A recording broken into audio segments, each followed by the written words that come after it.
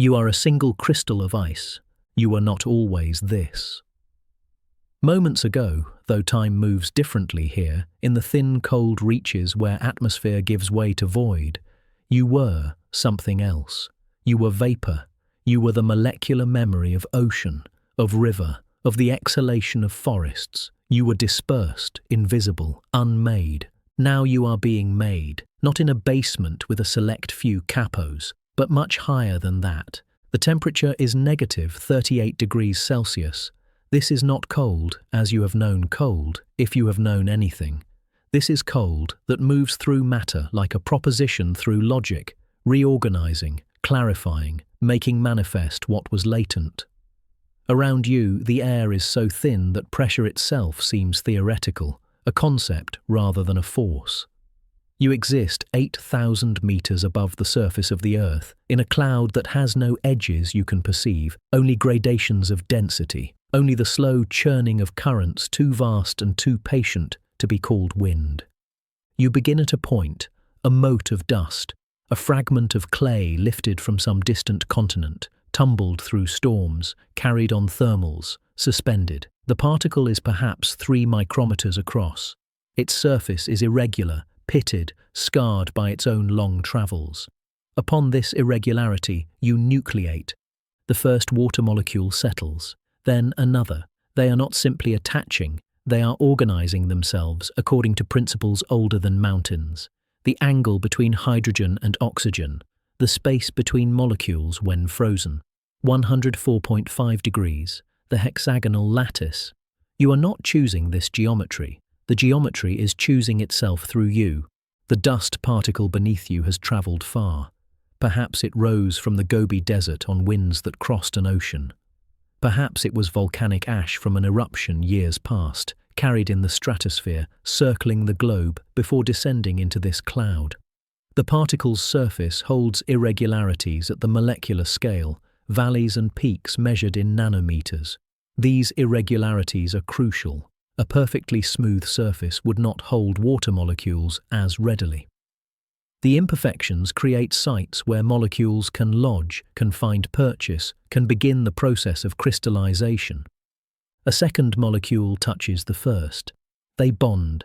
The angle is precise. It cannot be otherwise. The charge distribution, the electron shells, the quantum spaces between matter, all of this dictates the form. The hydrogen of one molecule aligns with the oxygen of another. The distance between them is fixed, 2.76 angstroms. This is the hydrogen bond length in ice.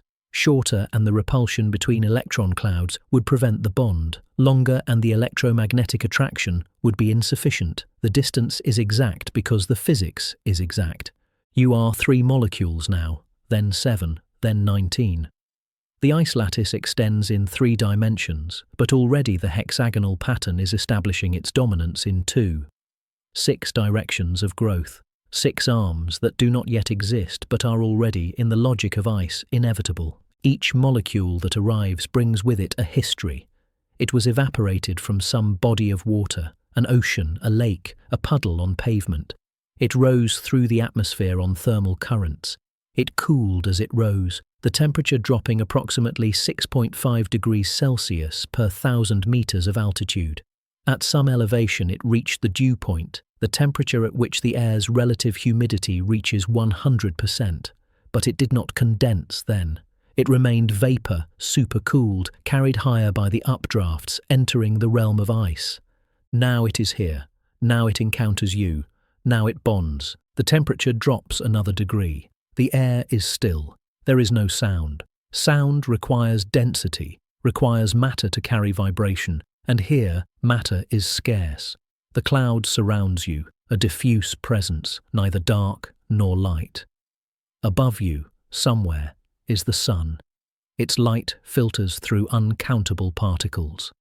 Below you, somewhere, is the earth. You do not know this yet.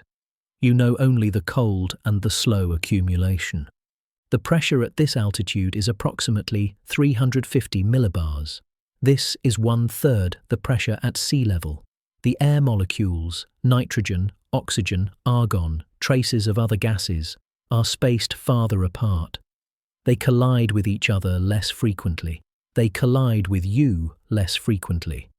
When a water molecule approaches, when it drifts close enough to feel the electromagnetic attraction of your surface, it may bond, or it may not. The thermal energy of the molecule, its kinetic energy from its temperature, causes it to vibrate, to move. If this motion is too great, the molecule will bounce away. If the motion is small enough, the molecule will stick. At -39 degrees Celsius, the average kinetic energy of a water molecule is low enough that most molecules that come close enough will stick. The sticking coefficient, the probability that an approaching molecule will bond, is high. This is why ice grows readily at this temperature. This is why you are growing. You are 40 molecules now. The hexagonal prism is forming, the basic unit of your structure, a column of ice with 6 faces, each face a rectangle, the angles all 90 or 120 degrees. At the two ends of this prism, the molecular activity is different. The basal faces, flat and hexagonal, where the oxygen atoms are exposed. The prism faces, the 6 rectangles, where the hydrogen bonds are exposed differently. Water vapor approaches more readily to certain faces. The deposition rate is not uniform. The basal faces are smoother at the molecular level. The oxygen atoms form a regular hexagonal array. A water molecule approaching this surface must align itself correctly to bond, must orient its hydrogens toward the oxygens already in the lattice. This requires the molecule to lose some of its rotational energy to settle into the correct orientation. The process takes time. Many molecules approach, orient incorrectly, and drift away before bonding. The prism faces are rougher. The hydrogen atoms protrude slightly from the surface, creating sites where incoming molecules can lodge more easily. The approach geometry is less constrained. Molecules bond more readily to the prism faces, but the bonds formed are slightly different in character from those on the basal faces. The structure grows differently on different faces because the molecular geometry is different on different faces. This difference, this anisotropy in growth rate, is fundamental to your form. It is why you will not be a sphere. It is why you will be a crystal with preferred directions of growth, with arms that extend along specific axes, with a shape that reflects the underlying molecular architecture. You are growing, again, like our arms forming in the embryo, taking their time forming. The kind of time that doesn't rush. The growth is slow. Each molecule that joins you must first collide with you, must be moving at the correct speed, must encounter you at the correct angle. Many molecules pass by. The air is cold enough that they are moving slowly, but still most miss you. You are small. You are so small that to speak of size seems almost an error. But you are growing larger, and size is beginning to mean something. Consider the scale of the collision. A water molecule is approximately 3 angstroms across. You, at this stage, are perhaps 10 nanometers across, 100 angstroms. You are 30 times larger than a single molecule, but you are still smaller than the wavelength of visible light. If light could reflect from you, which it cannot yet, you would be invisible, not because you are too small to see, but because you are too small to interact with the electromagnetic waves that constitute seeing. The water molecules in the air around you are moving at approximately 400 meters per second. This is their average speed, determined by the temperature. Some move faster, some slower. The distribution of speeds follows the Maxwell-Boltzmann distribution, a statistical law that governs the behavior of gas molecules. At -39 degrees, the peak of this distribution corresponds to kinetic energy that is just low enough to allow bonding when molecules collide with ice surfaces. A molecule approaches. It is one of billions in the cubic centimeter of air around you, but this one happens to be on a trajectory that will bring it close. It drifts toward you, its motion partly thermal, random, chaotic, and partly directed by the weak electromagnetic field that your ice structure creates. Water molecules are polar. They have a positive end and a negative end. Your ice structure likewise creates electric fields at its surface. The approaching molecule feels these fields. It is attracted. Its path curves slightly. The molecule strikes your surface. The impact transfers energy. Some of the molecule's kinetic energy becomes vibrational energy in your lattice, a slight warming, immeasurable but real. The molecule bounces. It has not bonded. It was moving too fast, or it struck at the wrong angle, or the vibrational energy of your surface at the point of impact was too high. The molecule departs, rejoining the gas phase, available to attempt another collision elsewhere. Another molecule approaches. This one is moving more slowly. This one strikes a corner of your hexagonal prism, where two prism faces meet, where the surface geometry creates a favorable bonding site. The molecule lodges. Its hydrogens align with the oxygens in your lattice. The electromagnetic forces pull it into place. The bond forms. The molecule is now part of you. This process repeats thousands of times per second. Most collisions do not result in bonding. Most molecules that approach you will leave without joining you, but some stick. Enough stick. The accumulation is slow but steady. You are growing. At 100 molecules, the hexagonal prism is clear. If there were eyes to see you, which there are not, you would appear as a tiny column, hexagonal in cross-section, shorter than you are wide. But already, the corners of the hexagon are active sites. The molecular geometry at the corners creates spaces where water vapor is more likely to attach. The corners begin to extend. 6 corners, 6 directions. The corners are regions of high curvature at the molecular scale. A flat face presents a smooth surface to approaching molecules. A corner presents an edge, a line where two faces meet at 120 degrees. At this edge, the electromagnetic field is stronger, the gradient steeper. Molecules are drawn more strongly to corners than to faces. Molecules that bond at corners are held more securely because they bond to molecules on both adjacent faces simultaneously. This preferential growth at corners is the beginning of arm formation. The corners extend faster than the faces. The hexagonal prism begins to develop 6 protrusions, 6 small ridges extending from the 6 corners of the central hexagon. These protrusions are still small, still just a few molecules long, but they establish the pattern. The 6-fold symmetry, the hexagonal branching, the form that will define you. The arms are beginning. Just like arms forming on an embryo, the next stage doesn't check the clock. This is not rapid.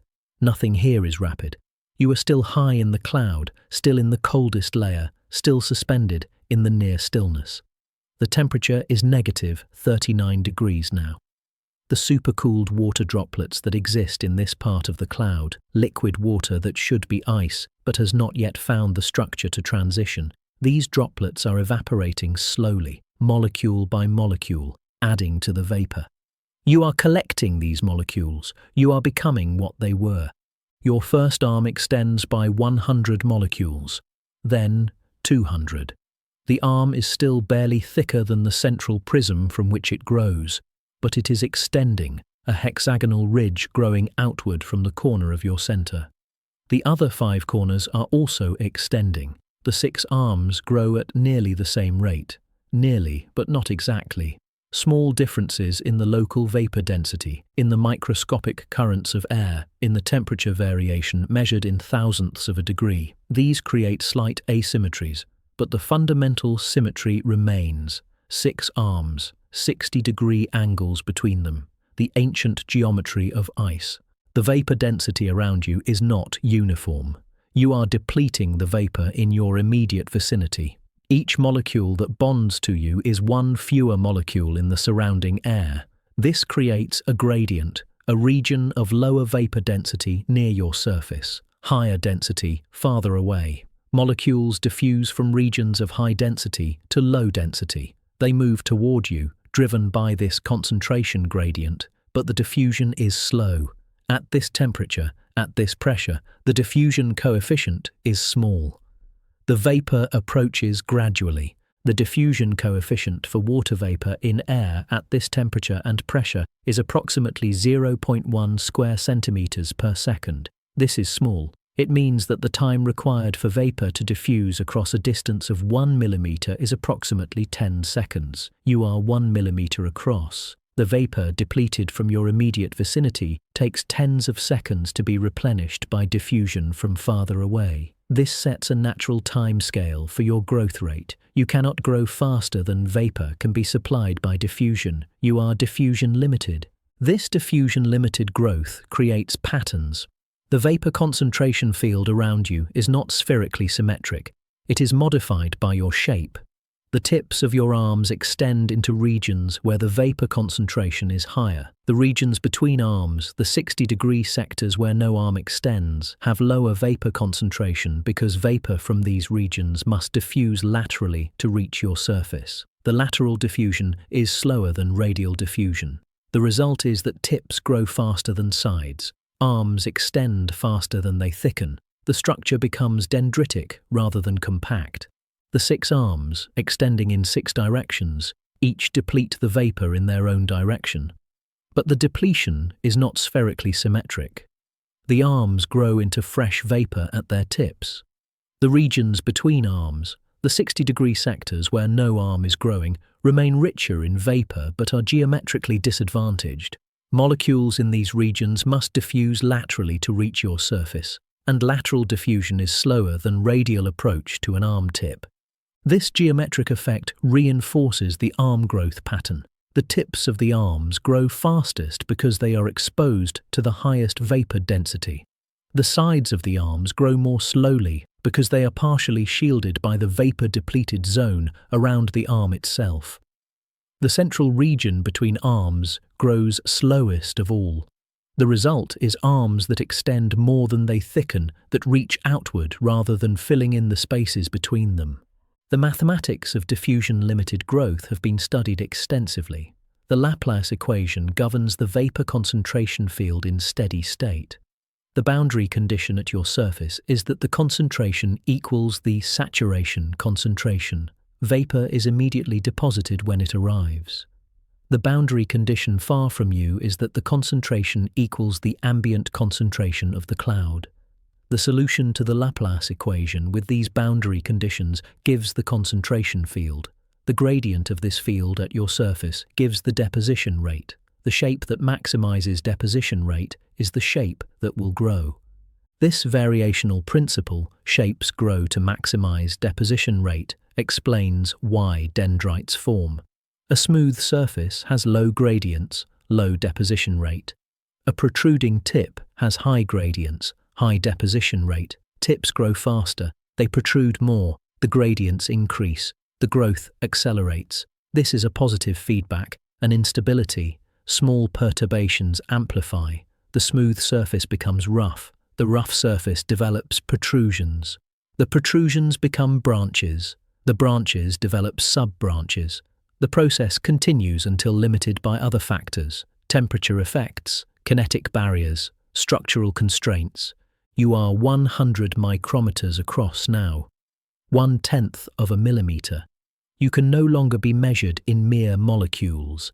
You are thousands of molecules, millions of bonds. The hexagonal lattice extends through your entire structure, every molecule locked in place by its neighbors, every angle predetermined by the physics of water. Each of these millions of bonds stores energy. When a water molecule transitions from vapor to solid, from gas to ice, it releases energy. This energy is called the latent heat of deposition. For water, this energy is approximately 2.8 million joules per kilogram. Each molecule that joins you releases a tiny quantum of this energy, heating your surface by an infinitesimal amount. The heat is conducted away through the ice lattice, radiated as infrared photons, carried away by collisions with air molecules. The temperature increase is immeasurably small, but it is there. Your growth is an exothermic process. You are a tiny source of heat in the cold cloud. The silence continues. In the thin air, there is no friction to speak against. You are suspended, barely drifting. The cloud around you is neither rising nor falling at this moment. It is simply present, simply existing in this state of cold equilibrium. Other ice crystals are forming near you. You cannot see them. You have no means of seeing, but they are there, each nucleating on its own particle of dust, each following the same hexagonal logic, each unique in its exact arrangement of molecules but identical in its fundamental structure. The nearest ice crystal is perhaps a centimeter away. This is a vast distance at your scale. Between you and that crystal are billions of air molecules, millions of water vapor molecules, uncountable particles of dust and aerosol. The space is not empty, but it is sparse. The probability that you will collide with another crystal while suspended in the cloud is vanishingly small. You grow in isolation, responding only to the vapor field around you, to the temperature and pressure of your immediate environment. The temperature varies by a degree, then returns. This variation, small as it is, changes the rate of growth. When colder, the vapor deposits more readily on the prism faces, thickening your arms. When warmer, and warmer here means -38 instead of -39, the vapor deposits more readily on the basal faces, causing the arms to branch. But these variations are slow, measured in minutes, and your response to them is equally slow, measured in the accumulation of molecular layers. A molecular layer is one molecule thick. On the basal face of your hexagonal prism, a complete layer requires approximately 100 molecules to form, depending on the size of the face. The time required to complete a layer depends on the vapor density and temperature. At current conditions, a layer completes in approximately 10 seconds. This means your growth rate is 10 molecular layers per minute, or 600 layers per hour. Each layer is approximately 3 angstroms thick. Your growth rate is approximately 1.8 micrometers per hour. This seems fast when stated as a rate, but remember the scale. You are currently 100 micrometers across. To double your size will take more than 50 hours at this rate, if the conditions remain constant.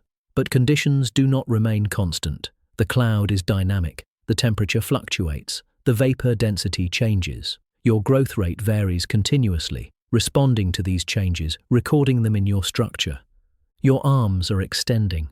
Each arm is now a hexagonal prism of its own, a ridge of ice growing outward from your center. The growth is happening at the tip of each arm, where the molecular activity is highest, where the geometry of the lattice creates the most favorable sites for deposition. Molecule by molecule, the tips extend. Behind the tips, the arms thicken slightly as more vapor deposits on their faces. The arms are still simple, unbranched, 6 ridges extending in 6 directions from a hexagonal center. You are 200 micrometers across, 0.2 of a millimeter, still invisible to any eye that might see you, if there were eyes. But you are substantial now. You have mass, however slight. You have structure, complex and ordered. You are a crystal in the truest sense, a 3-dimensional repetition of a pattern, the pattern of ice, the pattern of H2O molecules arranged in hexagonal symmetry. Your mass can be calculated. At 200 micrometers across, assuming your arms are thin ridges with small cross-section, your volume is approximately 10 cubic micrometers of actual ice, the rest being empty space between the arms. Ice has a density of 0.92 grams per cubic centimeter. Your mass is approximately 9 nanograms, 9 billionths of a gram. This mass creates a gravitational force, your weight, of approximately 9 times 10 to the negative 14th newtons. This is the force pulling you downward. It is vanishingly small. Against this weight, the updrafts in the cloud exert a force upward. The air is moving, rising, at a speed of perhaps 10 centimeters per second in the core of the updraft. The drag force on your extended structure, with its large surface area, is sufficient to balance your weight and more. You are held suspended, perhaps even rising slightly, carried by the air. You do not fall. Not yet. The updraft itself is a consequence of buoyancy. Warm, moist air at lower altitudes is less dense than the surrounding air. It rises. As it rises, it cools. As it cools, the moisture condenses or deposits, releasing latent heat. This latent heat warms the air, maintaining its buoyancy, allowing continued rising. The updraft is a convective cell, a self-sustaining system powered by the phase change of water. You are a product of this system and also a contributor to it. Your formation released latent heat. Your presence, along with millions of other crystals, helps sustain the updraft that sustains you. The cloud is shifting, not moving precisely, but shifting in its internal structure. Regions of higher vapor density drift past you. Regions of lower density. These changes are subtle, gradual. They affect your growth rate, but do not disturb your position. You remain suspended, held by updrafts too gentle to be felt, balanced against your own infinitesimal weight. The cloud itself is a complex system. It formed when moist air rose, cooled, reached saturation.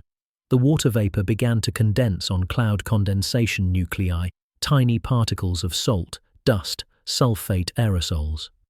Liquid water droplets formed, creating a visible cloud. But at this altitude, at this temperature, liquid water is unstable. It is supercooled, existing in a metastable state, ready to freeze if given the opportunity.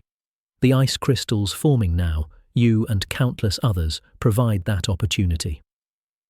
The Bergeron process. Ice crystals grow at the expense of liquid droplets because the saturation vapor pressure over ice is lower than over liquid water. The droplets evaporate, the crystals grow.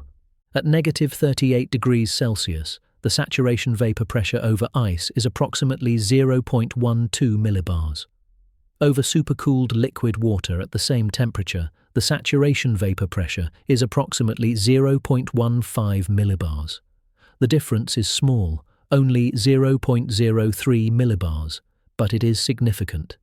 The air in the cloud, saturated with respect to liquid water, is supersaturated with respect to ice.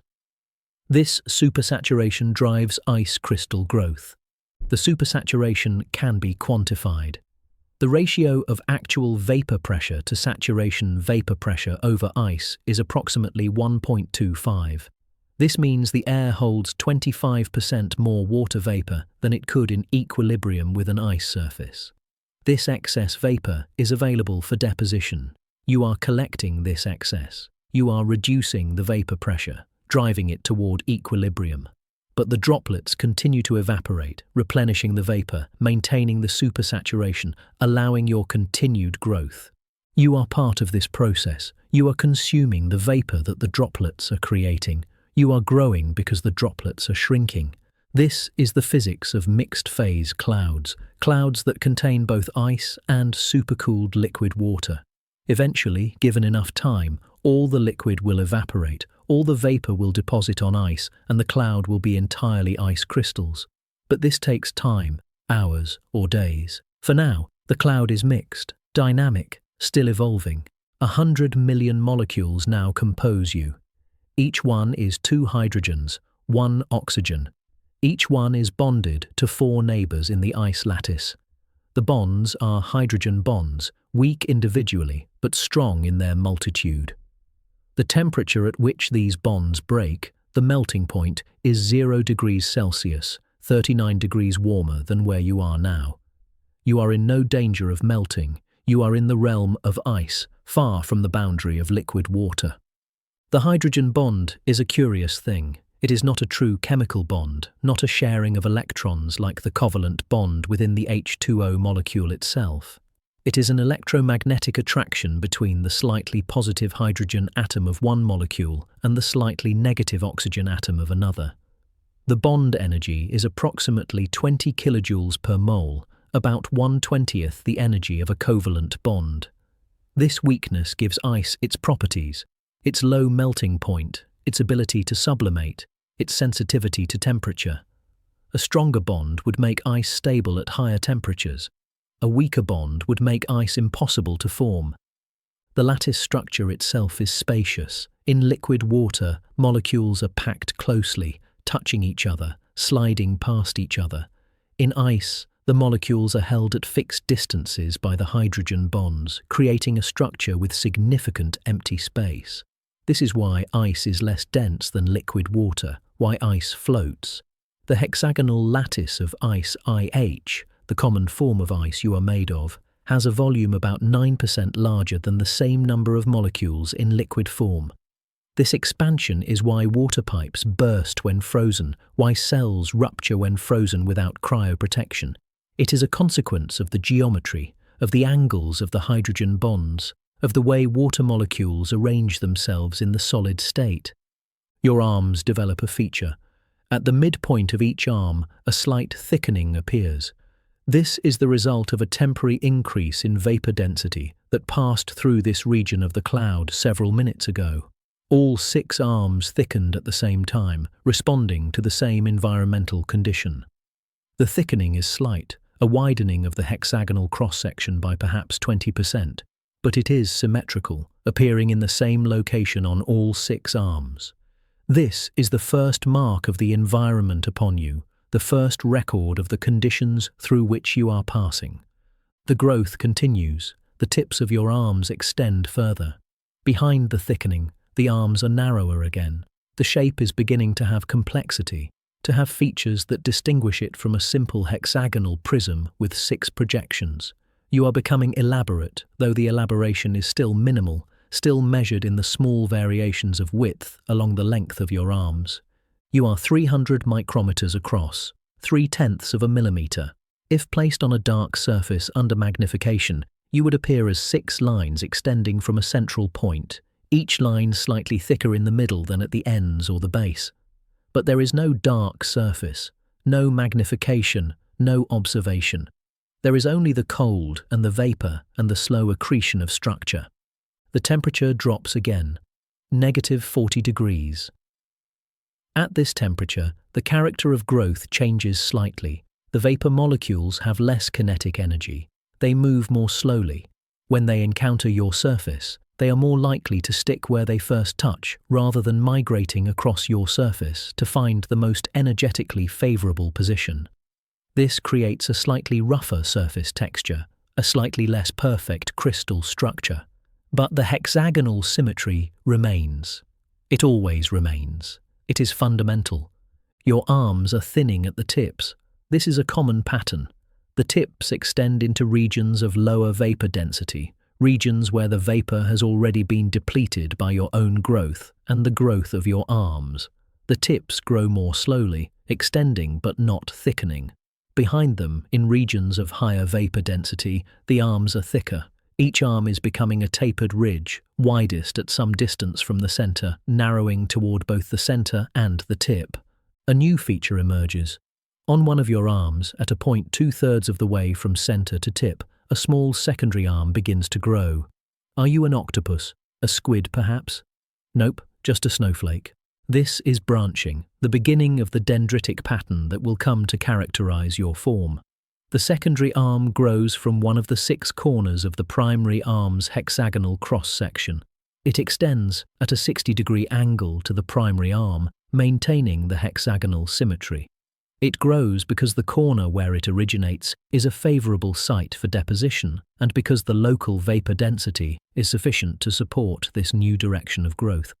The mechanism of branching is instability. A perfectly smooth arm growing through uniform vapor would remain smooth, extending its tip without developing side branches. But the vapor is not uniform, and your surface is not perfectly smooth. Small perturbations exist. A slight bump on the surface, just a few molecules high, creates a local region of high curvature. This curvature enhances the local electromagnetic field, attracting vapor more strongly. The bump grows faster than the surrounding surface. It becomes more pronounced. If conditions are right, if the temperature and supersaturation fall within a specific range, the bump will grow into a branch. This is the Mullins-Sakirke instability, a phenomenon in crystal growth theory. A flat interface advancing through a concentration field is unstable to perturbations. Small bumps grow into large bumps. The large bumps become branches. The branches develop their own instabilities and form sub-branches. The process is recursive, self-similar, fractal in its geometry. For you, at this moment, the conditions favor branching. The temperature is -39 degrees Celsius. The supersaturation, the ratio of actual vapor pressure to saturation vapor pressure, is approximately 1.1. These conditions lie in the dendritic growth regime of the ice crystal habit diagram. If the temperature were colder, you would grow as a plate. If warmer, as a column.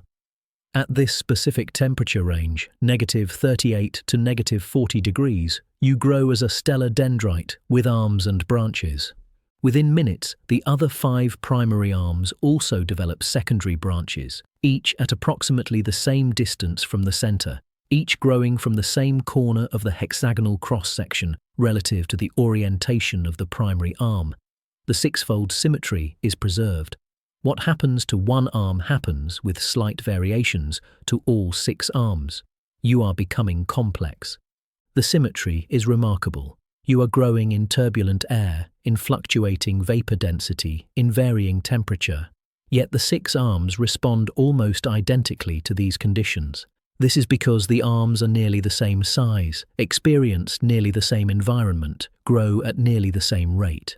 The small differences that exist, one arm slightly longer than another, one branch slightly more developed, are the result of tiny local variations in the conditions, variations too small to be measured but large enough to affect growth at the molecular scale. The silence deepens if silence can be said to deepen. There is no sound. There has never been sound. The thin air carries no vibration that could be called sound. There is only the cold, the vapor, the slow construction of ice lattice, the accumulation of order from molecular chaos. The air molecules around you are moving at 400 meters per second on average, but this motion is thermal, random, isotropic. Individual molecules move in all directions with equal probability. There is no net wind at your scale, no preferred direction of motion. The updraft that holds you suspended operates at scales of meters, not micrometers. At your scale, the air is effectively still, a stationary gas through which you grow. Light passes through you. Photons from the sun, filtered through the cloud above, scattered by countless ice crystals and water droplets, arrive at your location traveling in all directions. Some photons pass through your ice structure without interacting. Some are absorbed, their energy converted to molecular vibration, to heat. Some are scattered, their direction changed by interaction with the ice lattice. But the scattering is weak. You are small. You are mostly empty space. Most photons pass through unaffected. You are nearly transparent, nearly invisible to light. You are 400 micrometers across now, 4/10 of a millimeter, just barely visible to a sharp human eye under perfect conditions, though no human eye is here. The structure is clear now. 6 primary arms extending from a hexagonal center. On each primary arm, 2 secondary arms have begun to grow, one on each side, angled 60 degrees from the primary arm's direction. The secondary arms are short, still developing, but they establish the pattern. You are becoming a dendritic crystal, a stellar dendrite, the classic snowflake form. The cloud around you contains billions of water molecules per cubic centimeter, which sounds like abundance but is actually scarcity. Air at sea level, at room temperature, contains 10,000 times more molecules per cubic centimeter. Here, in the cold, thin upper reaches, matter is sparse. The water vapor is sparse even by the standards of this sparse air. Perhaps one molecule in 10,000 is water. The rest is nitrogen, oxygen, argon, the components of the atmosphere. You are collecting a rare substance from a thin medium. Your growth is slow for good reason. Consider the mathematics of collection. At current vapor density and temperature, approximately 1 billion water molecules exist in each cubic centimeter around you. Your surface area, with all your arms and branches extended, is perhaps 1 million square micrometers, or 1/10 of a square centimeter. The molecules are moving at 400 meters per second. A rough calculation. The collision rate is the product of molecular density, molecular speed, and cross-sectional area. This gives approximately 40 billion molecular collisions with your surface per second. But most collisions do not result in bonding. The sticking coefficient at this temperature is perhaps 0.1. 1 collision in 10 results in a bond. This reduces the deposition rate to 4 billion molecules per second. This sounds rapid, but you are large now. You contain hundreds of billions of molecules. Adding 4 billion per second means your growth rate is less than 1% per second. At this rate, doubling your size takes more than a minute. The growth is perceptible, but not fast. The temperature fluctuates. -39 degrees, -41 degrees, back to -40. These fluctuations occur over periods of minutes, sometimes tens of minutes. They reflect the slow churning of the cloud, the microscopic weather systems within the larger weather system, the convective cells too small and too gradual to be called currents. Each fluctuation affects your growth. When warmer, your edges grow faster, your arms extend more readily, branching is favored. When colder, your faces grow faster, your structure thickens, solid growth is favored over elaboration. The physics of this temperature dependence is complex. At different temperatures, the relative deposition rates on different crystal faces change. This is not fully understood theoretically. It involves surface energy, kinetic barriers to molecular attachment, the role of surface diffusion, the effects of impurities. Empirically, the pattern is clear. The crystal habit depends strongly on temperature.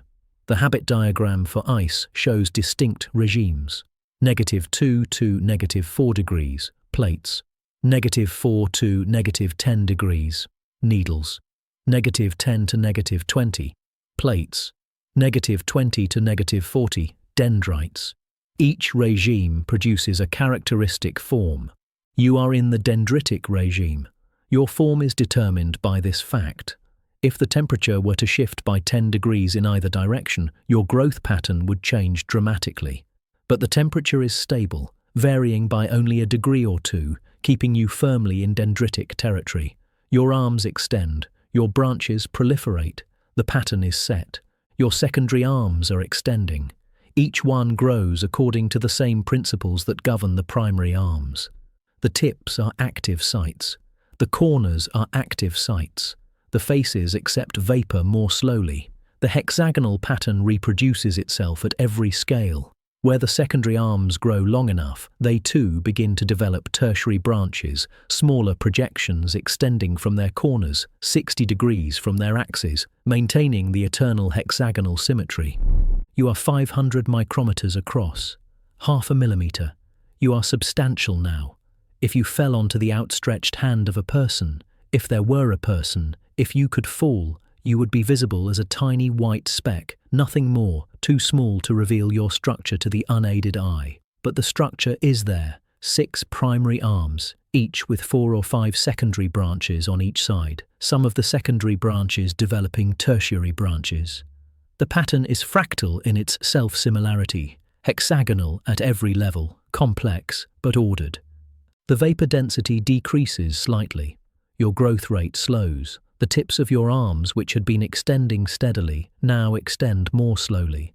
The secondary and tertiary branches, which had been proliferating, now proliferate more slowly.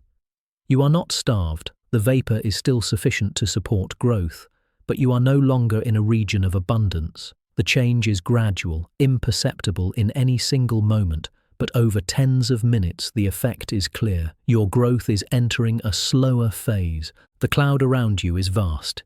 It extends for kilometers in all directions. Within it, countless other ice crystals are forming, growing, following their own paths through the same physical laws. No two are exactly alike.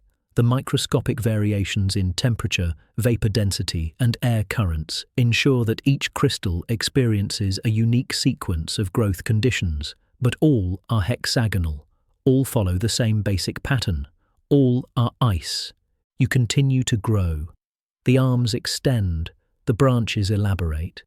The structure becomes more complex, but the complexity is slow, so slow. Each new molecule that adds to your structure takes time to arrive, time to find its place, time to bond.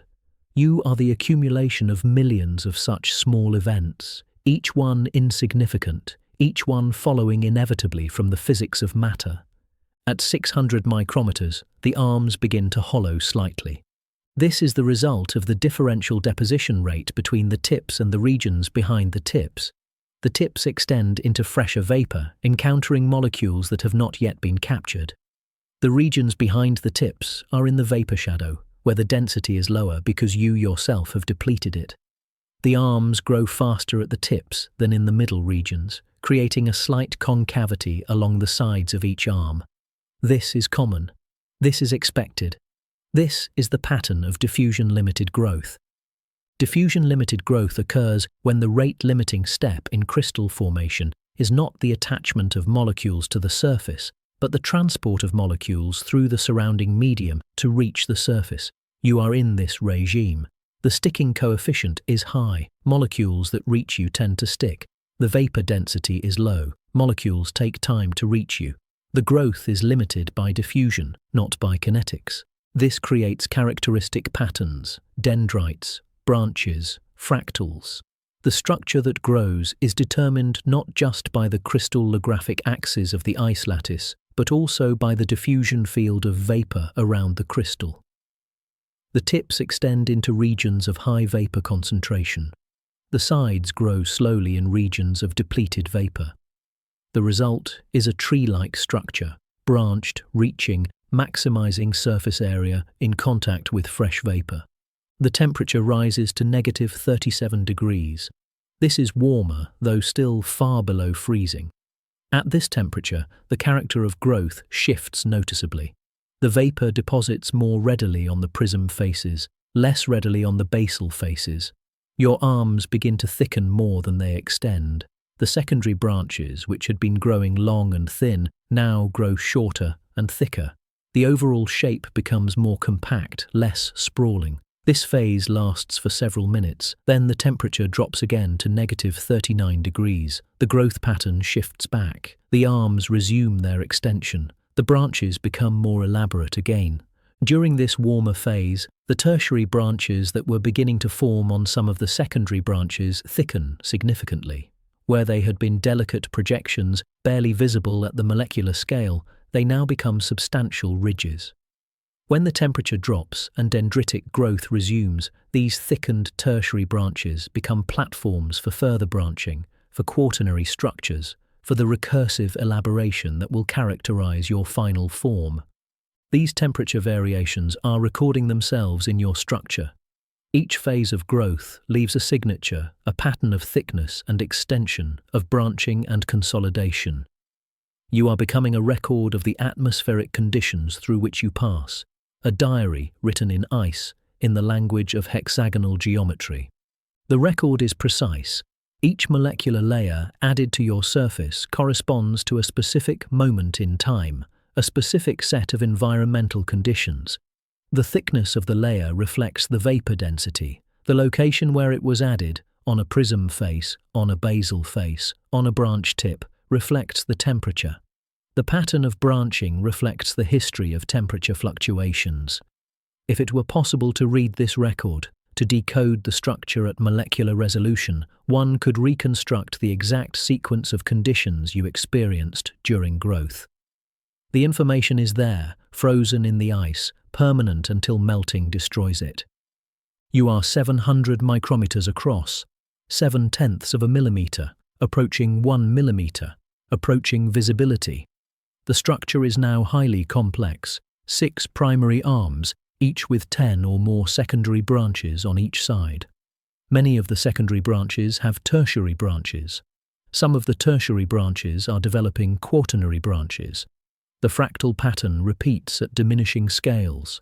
The symmetry holds. The 6-fold hexagonal pattern is visible at every level of magnification, from the overall shape down to the molecular lattice itself. The fractal dimension of your structure can be calculated. A true 2-dimensional object has dimension 2. A true 1-dimensional object has dimension 1. A fractal, with its self-similar branching at multiple scales, has a dimension between 1 and 2. For a typical stellar dendrite like yourself, the fractal dimension is approximately 1.7. This means you fill space more efficiently than a simple branching structure, but less efficiently than a solid plate.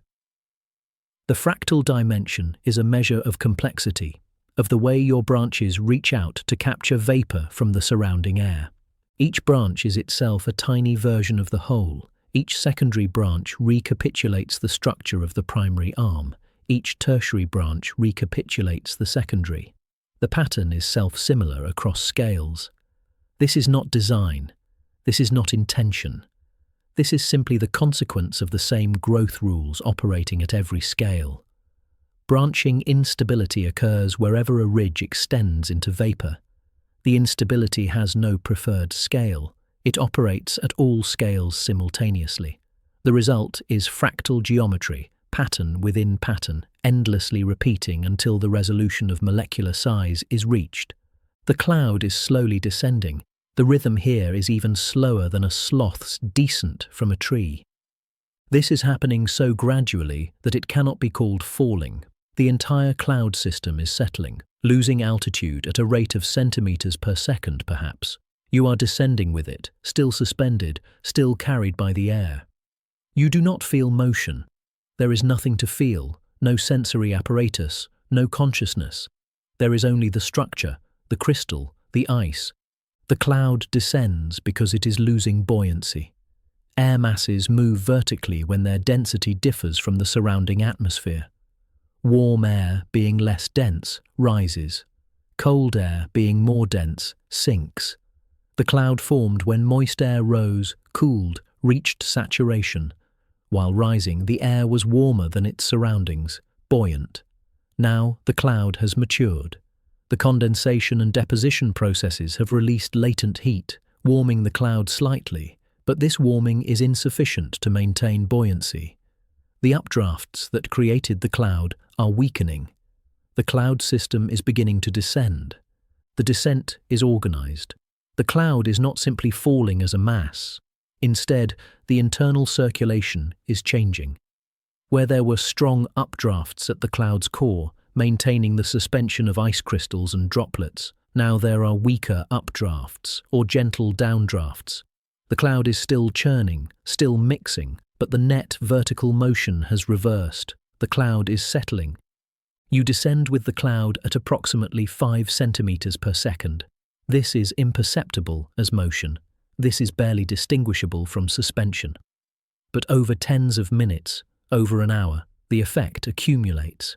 You descend by meters, then tens of meters, then hundreds. The altitude decreases. The pressure increases. At 8,000 meters, where you nucleated, the pressure was 350 millibars. At 7,500 meters, where you are now, the pressure is 390 millibars. The increase is approximately 1 millibar per 100 meters of descent. This increase is slow, gradual, but it has effects. Pressure affects vapor density. Pressure affects temperature through adiabatic compression. The cloud properties are changing as it descends. The relationship between pressure and altitude is exponential, governed by the barometric formula. Pressure decreases exponentially with increasing altitude because the weight of the atmosphere above decreases. Each layer of atmosphere supports the weight of all the layers above it. At sea level, the pressure is approximately 1,000 millibars. At 8,000 meters, it has decreased to 350 millibars, approximately 1/3 of sea level pressure. The air is thin, the density is low, the molecules are spaced farther apart. This thinness affects everything. The vapor density, even at saturation, is much lower at altitude than at sea level. The number of molecules available for crystal growth is limited. The collision frequency is reduced. The growth rate, while still positive, is constrained by the scarcity of building material. You are growing in an environment of scarcity where every molecule matters, where the statistical fluctuations in molecular arrival rates create the variations that make each crystal unique. The temperature is rising, not rapidly but measurably. At 8,000 meters, the temperature was negative 39 degrees. At 7,500 meters, it is negative 37 degrees. The warming is partly adiabatic, air warms when compressed, and partly due to mixing with surrounding air masses. The lapse rate in the standard atmosphere is approximately 6.5 degrees per 1,000 meters. Descending 500 meters should warm the air by approximately 3 degrees, but the actual warming is less because the cloud is mixing, because latent heat effects complicate the thermodynamics, because the atmosphere is not standard. The adiabatic warming is a consequence of the first law of thermodynamics. When air is compressed, work is done on the air. This work increases the internal energy of the air, which manifests as increased temperature. The process is adiabatic when no heat is exchanged with the surroundings, when the compression happens fast enough that thermal conduction cannot equalize temperature. For descending air in the free atmosphere, this condition is approximately met. The air warms as it descends, at a rate determined by its heat capacity and the work done by compression. The 2-degree warming changes your growth. At negative 37 degrees, you are at the warm edge of the dendritic growth regime. The arms extend less readily. The branches thicken more than they elongate. Your growth rate decreases. The vapor density has also changed. At higher pressure, at warmer temperature, the saturation vapor pressure is higher, but the actual vapor pressure has not increased proportionally. The supersaturation has decreased. The driving force for growth has weakened. You are growing more slowly now. The dramatic elaboration of branches is past. You are adding mass, thickening your structure, but the addition of new branches has nearly stopped. You are entering the final phase of growth, the consolidation phase, where existing structure solidifies rather than new structure forming. The cloud around you is thinning. This is not obvious from your perspective. You see nothing, perceive nothing, but the effect is real. Ice crystals have grown large. They are beginning to settle out of the cloud, beginning to fall faster than the updrafts can support them. The mass of ice in the cloud is decreasing. The vapor that sustained the ice is being depleted. The cloud is decaying, transitioning from the mature stage to the dissipation stage of its life cycle. Other crystals near you are also descending. The crystal that nucleated a centimeter away, that grew in parallel with you, is also sinking through the cloud. The separation between crystals remains approximately constant. You are all descending together, carried by the same large-scale motion, maintaining your relative positions even as your absolute altitude decreases. At 800 micrometers, your growth rate increases again. You have entered a region of the cloud with higher vapor density. Perhaps you have descended into a layer where temperature and pressure favor greater saturation. Perhaps a local circulation has brought vapor-rich air to this region. The cause is unknown and unknowable from your perspective. The effect is clear. The tips of your arms extend more rapidly. New secondary branches appear on the primary arms. The existing branches grow longer, more elaborate. The structure is entering a phase of rapid elaboration. This phase lasts for perhaps 10 minutes. During this time, you add a third of your total mass. The arms extend by 100 micrometers each. Dozens of new branches appear. The structure becomes lacy, delicate. The arms and branches thin relative to their length. This is the classic form of the stellar dendrite, the iconic snowflake, the shape that appears in illustrations and decorations. You are becoming that shape, not through any intention or design, but through the simple accumulation of molecules following the rules of ice formation. Then the vapor density decreases again. The rapid growth phase ends. The arms stop extending so quickly. The new branches that were forming slow their growth, some of them stopping entirely before they become prominent. The structure you have at the end of this growth phase is the structure you will largely retain. Further growth will add mass, will thicken the existing features, but the basic pattern is established. You are 900 micrometers across, nearly 1 millimeter. The shape is set. The silence continues. It has always continued. It will always continue. Here, in the cloud, there is nothing to make sound.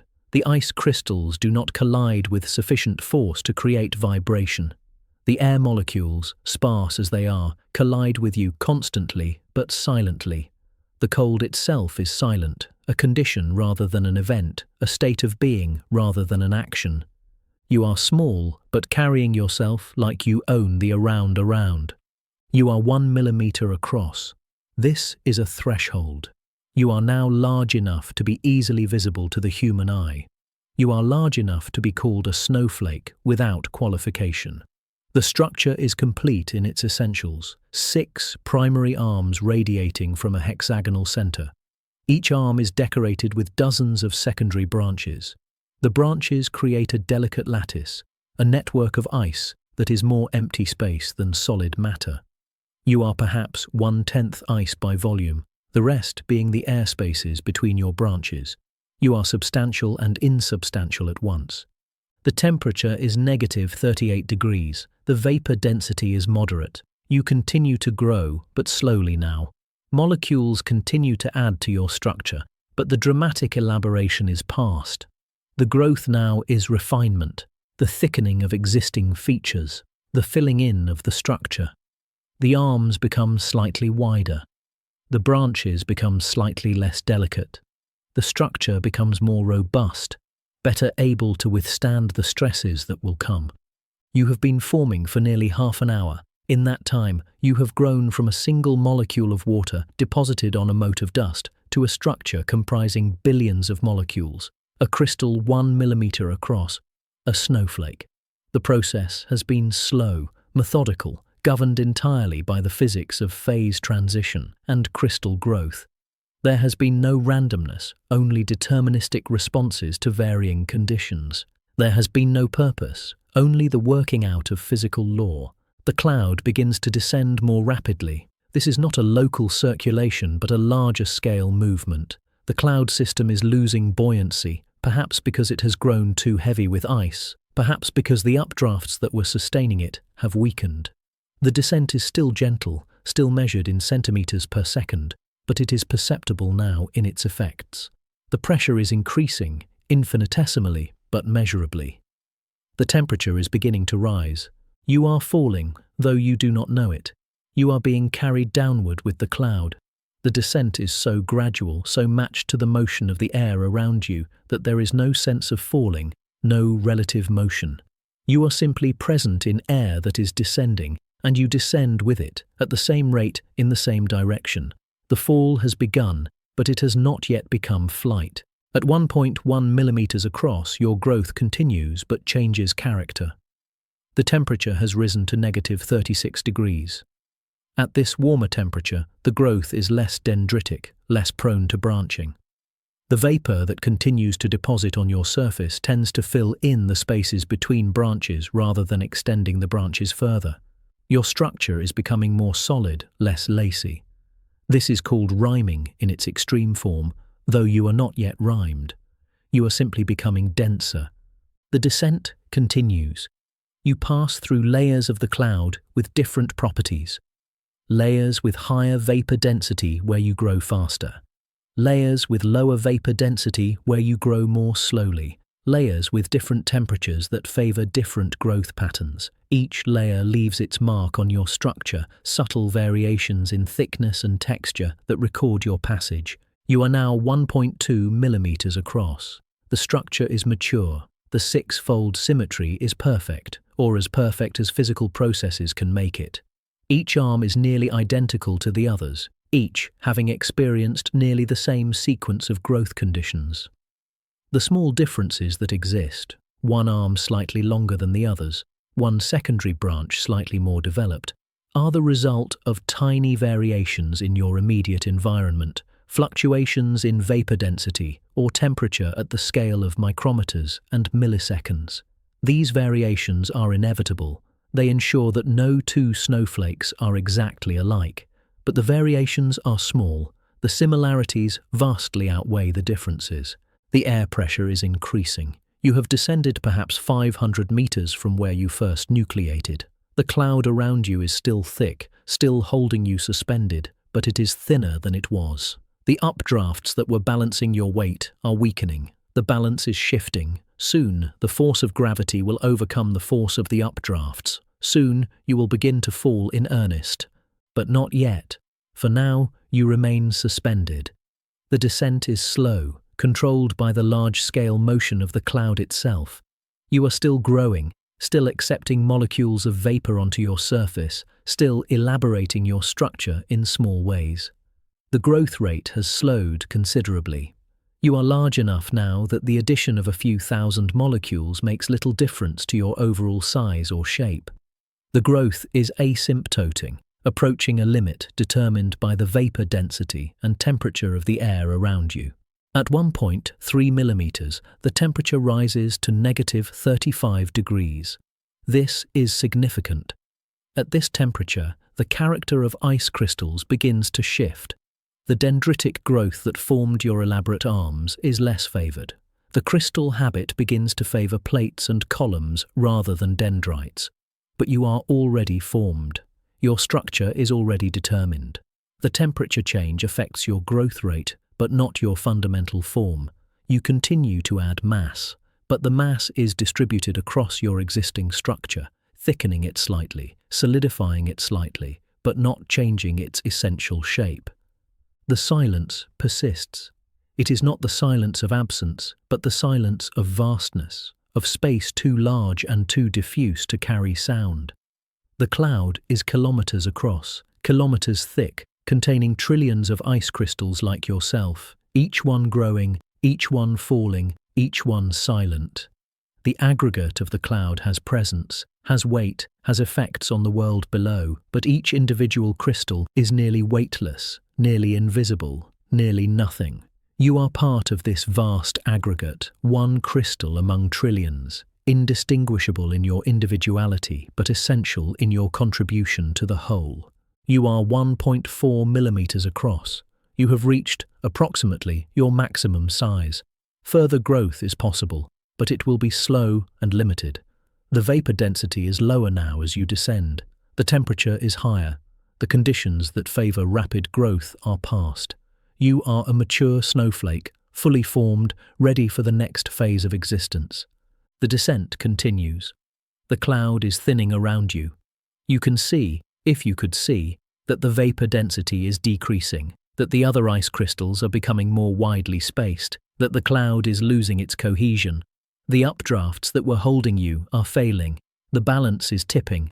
Gravity, which has always been pulling on you, is beginning to win. You begin to fall. Hold on to your belt. Oh, wait. Oh, well. The transition is gradual. There is no sudden lurch, no moment of release. The descent simply becomes faster. Where before you were moving downward at centimeters per second, now you are moving at meters per second. Where before you were suspended in updrafts, now you are falling through still air. The change is smooth, imperceptible in any single instant, but over the course of a minute it becomes clear. You are no longer suspended. You are falling. The aerodynamics of your fall are complex. You are falling through air, through a fluid medium that exerts forces on you. The primary force is drag, the resistance of the air to your motion through it. Drag depends on your velocity, your cross-sectional area, your shape, and the properties of the air itself. The drag force can be expressed as F equals 1/2 rho v squared cdA, where rho is air density, v is velocity, cd is the drag coefficient, and A is cross-sectional area. For you, with your complex branched structure, the drag coefficient is high, perhaps 2 or 3, much higher than for a sphere. Your cross-sectional area varies with orientation, but averages approximately 1 square millimeter. The air density at this altitude is approximately 0.6 kilograms per cubic meter. Your weight, the downward gravitational force, is constant at approximately 9 times 10 to the -14th newtons. The drag force increases with velocity. You accelerate downward until the drag force equals your weight. This is terminal velocity. For you, terminal velocity is approximately 1 meter per second. You reach this velocity within seconds of beginning to fall. From then on, you fall at constant speed. The force is balanced, the acceleration 0. But the motion is not simply vertical. You are not a sphere falling straight down. You are an asymmetric object with complex shape. The air resistance is not uniform across your structure. Different parts of you experience different drag forces.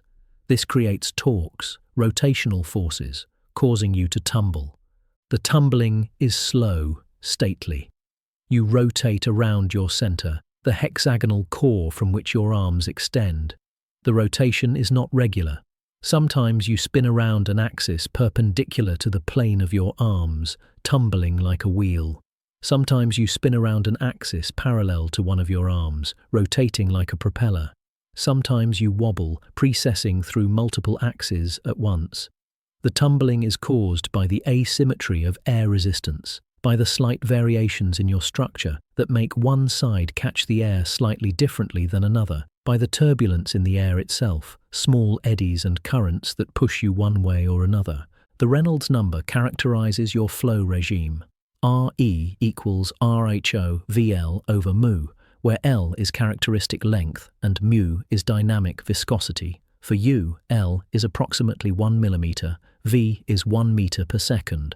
Rho is 0.6 kilograms per cubic meter, and mu is approximately 1.5 times 10 to the negative 5 Pascal seconds. This gives Re approximately 40. This is low Reynolds number flow, approaching the regime where viscous forces dominate over inertial forces. The flow around you is laminar, smooth, without the turbulent wakes that characterize high Reynolds number flow. At this Reynolds number, the drag coefficient is relatively high and depends on orientation.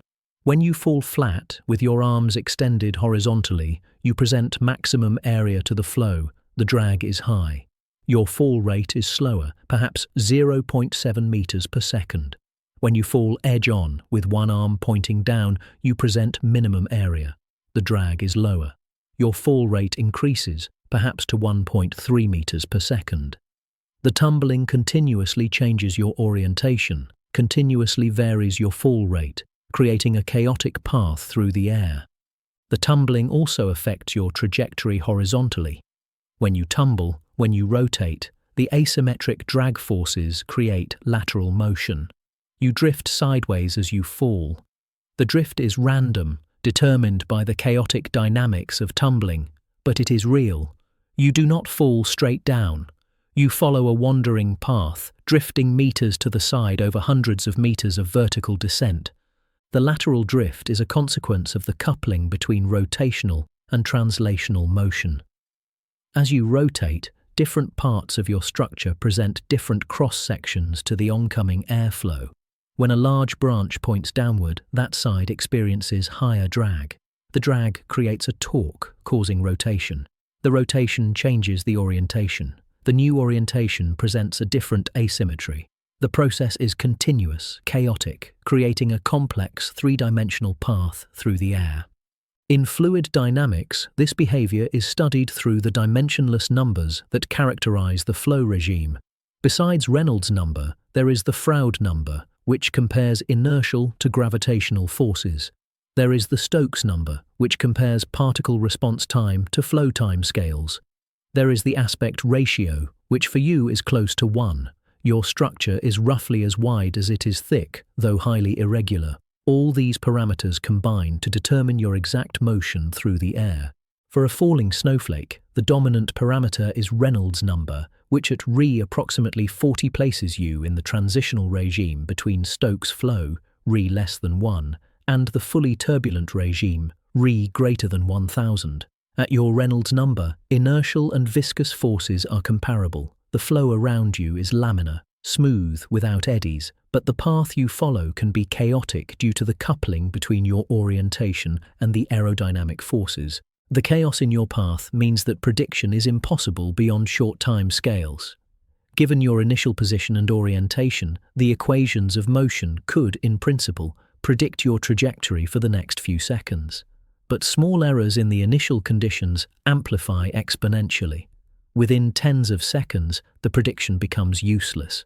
Your actual path diverges from any predicted path. This is deterministic chaos.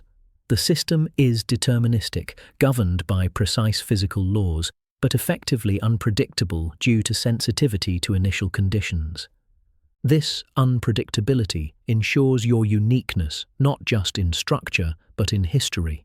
The exact sequence of conditions you experienced during growth, determined partly by your path through the cloud, is unrepeatable. No other crystal will follow exactly the same path. No other crystal will experience exactly the same sequence of temperatures and vapor densities. The structure you have is the consequence of your unique history. It is a frozen record of a path through parameter space that will never be traversed again. You are falling at perhaps 1 meter per second. This is slow, slower than a falling leaf, slower than a drifting feather. The air resistance is proportional to your surface area. The gravitational force is proportional to your mass. Your surface area is large relative to your mass. The balance strongly favors air resistance. You fall slowly. The air through which you fall is not perfectly still. Small-scale turbulence exists, residual motions from the cloud's convection, wind shear from larger atmospheric flows. These create small updrafts and downdrafts, millimeters or centimeters in extent, lasting for fractions of a second. You pass through these perturbations. Sometimes you rise slightly in an updraft. Sometimes you fall faster in a downdraft. The variations are small, but they add randomness to your path, ensuring that your trajectory is unique, unrepeatable, determined by the exact sequence of turbulent structures you encounter. The temperature rises as you descend. -34 degrees, -33 degrees. The warming is gradual but continuous. You are descending through the cloud, through layers of progressively warmer air. The warming is not yet a danger. You are still far below freezing. The ice lattice is stable. The bonds are strong. But the trend is clear. The warmer you get, the closer you come to the melting point, the more precarious your existence becomes. At 1,500 meters above the ground, you emerge from the bottom of the cloud. The transition is not sharp. Clouds have no definite boundaries, but it is noticeable. The vapor density drops significantly. The air becomes clearer. You are falling through unsaturated air now, air that holds less water vapor than it could at this temperature. This is dangerous. In unsaturated air, you can sublimate, can lose mass, can evaporate directly from solid to gas without passing through the liquid phase. But the air is cold enough, close enough to saturation, that the sublimation is slow. You lose some mass, the finest branches thinning slightly, but your core structure remains intact. Sublimation is the reverse of deposition. Where deposition adds molecules to your surface, sublimation removes them. The process is thermodynamically driven by the difference between the actual vapor pressure in the air and the saturation vapor pressure at your surface. If the air is supersaturated, holds more vapor than the saturation amount, deposition occurs. If the air is subsaturated, holds less vapor than the saturation amount, sublimation occurs. At -30 degrees Celsius, the saturation vapor pressure over ice is approximately 0.38 millibars. The actual vapor pressure in the air below the cloud is perhaps 0.25 millibars. The air is subsaturated. The subsaturation is approximately 35%. This drives sublimation. Molecules are leaving your surface, returning to the vapor phase, reducing your mass. The sublimation rate depends on temperature, pressure, vapor density, and airflow. For a crystal like yourself, falling through subsaturated air at 1 meter per second, the sublimation rate is perhaps 10 billion molecules per second. This sounds large, but you contain many hundreds of billions of molecules. The mass loss is approximately 1% per minute. At this rate, you could survive for an hour before losing significant structural integrity. But you will not be in this subsaturated air for an hour. You will reach the ground long before that. The finest branches are most affected. These are the thinnest structures, with the highest surface area to volume ratio. They lose mass faster than the thicker parts of your structure. The delicate tertiary and quaternary branches thin noticeably. Some of the smallest features disappear entirely, sublimating away. Your structure becomes slightly less elaborate, slightly more robust. You are being simplified by sublimation, losing fine detail, retaining only the main structural features. The visual appearance of the air changes, though you cannot see it. Within the cloud, the air was diffusely bright, light scattered by countless water droplets and ice crystals. Below the cloud, the air is darker, clearer. The sun is visible now, a bright point in the sky, no longer diffused through cloud. The ground is visible below, dark and solid, a contrast to the bright diffuse cloud above.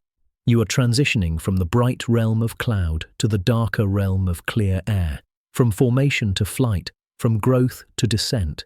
The light that reaches you is different below the cloud. Within the cloud, light came from all directions, scattered multiply through the cloud's thickness.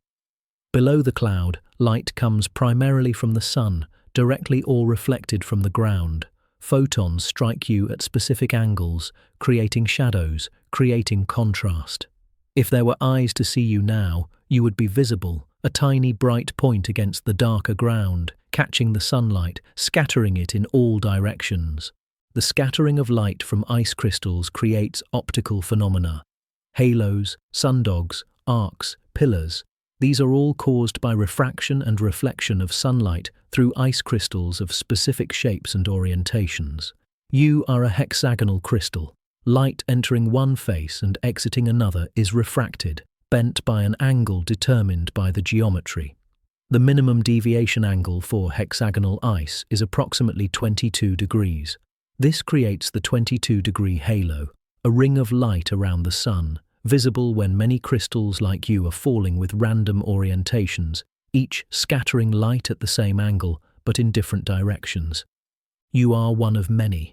Around you, though you cannot see them, thousands of other ice crystals are falling, each emerging from the cloud base, each descending through the same clear air, each tumbling, each scattering light.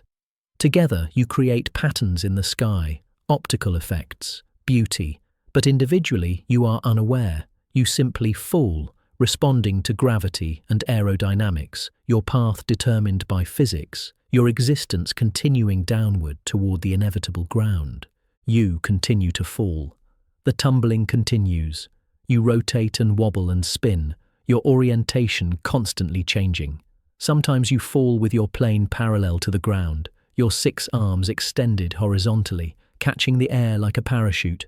Sometimes you fall edge-on, one arm pointing down, the air slipping past with less resistance, your fall rate increasing slightly. The orientation changes continuously, randomly, driven by the chaos of turbulence and the asymmetries of your shape. The silence of the high cloud gives way to something else. Not sound, not yet, but the potential for sound.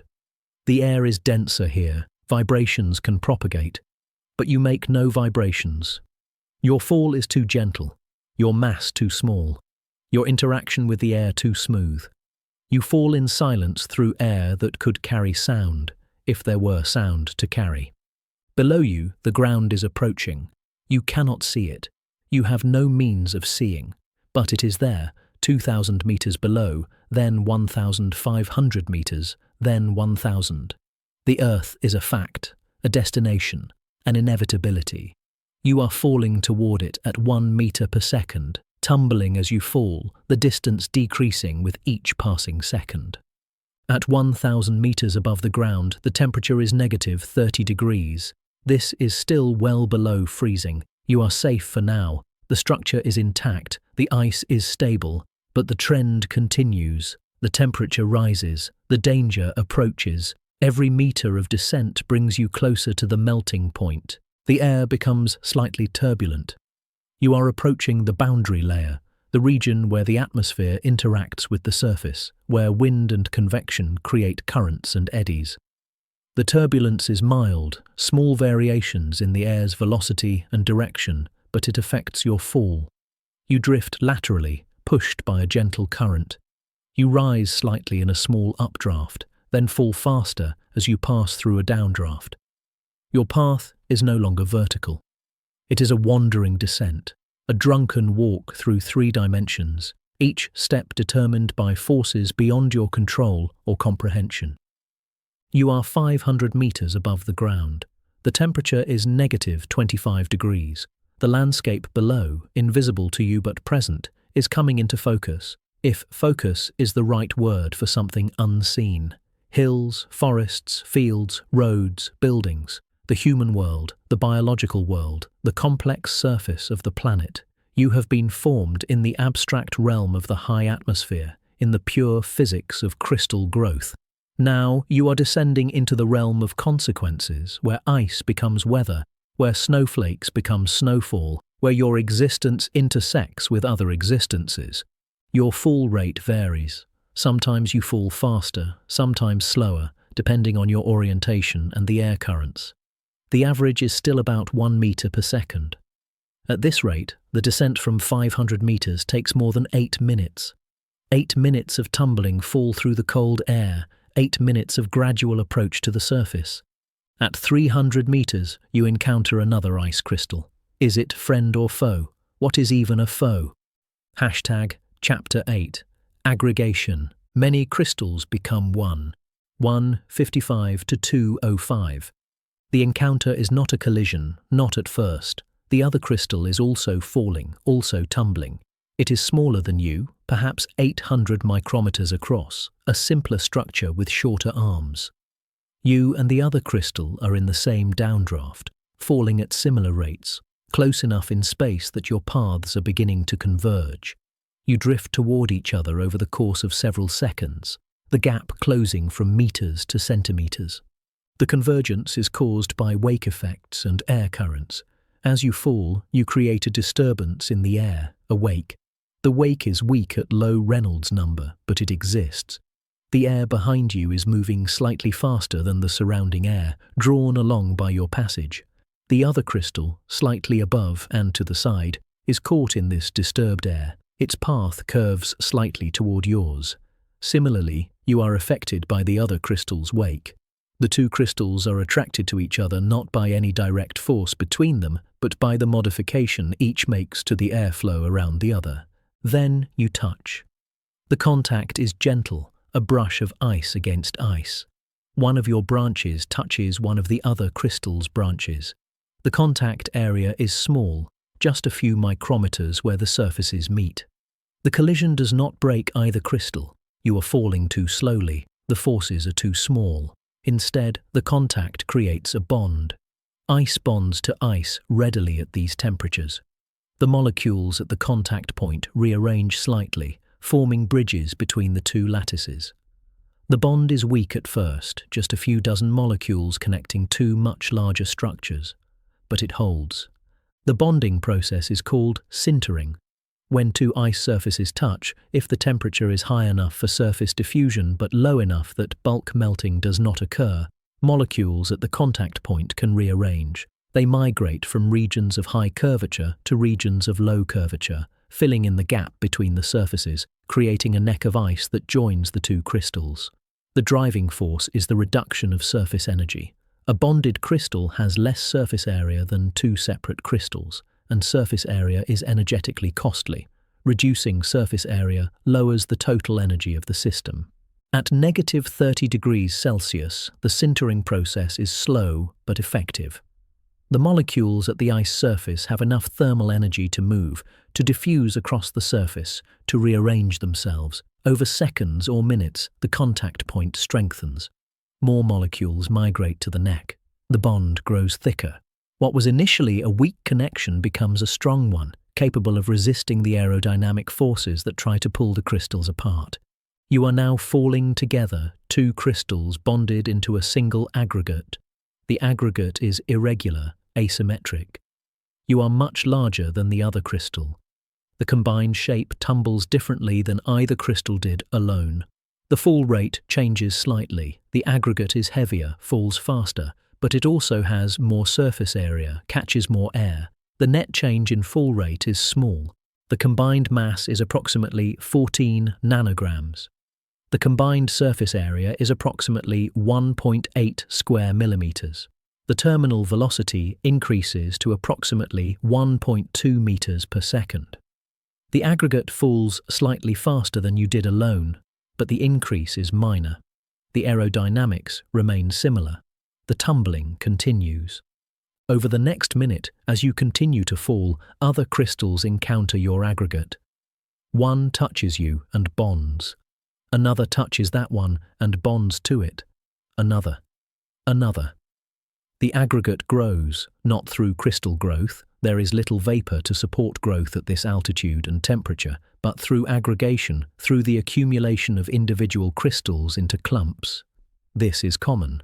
Most snowflakes that reach the ground are aggregates, collections of individual crystals that have collided and bonded during their fall. The aggregation process is statistical. The probability of collision depends on crystal density, crystal size, and fall rate. At this altitude, in the region just below the cloud base, crystal density is perhaps 1,000 crystals per cubic meter.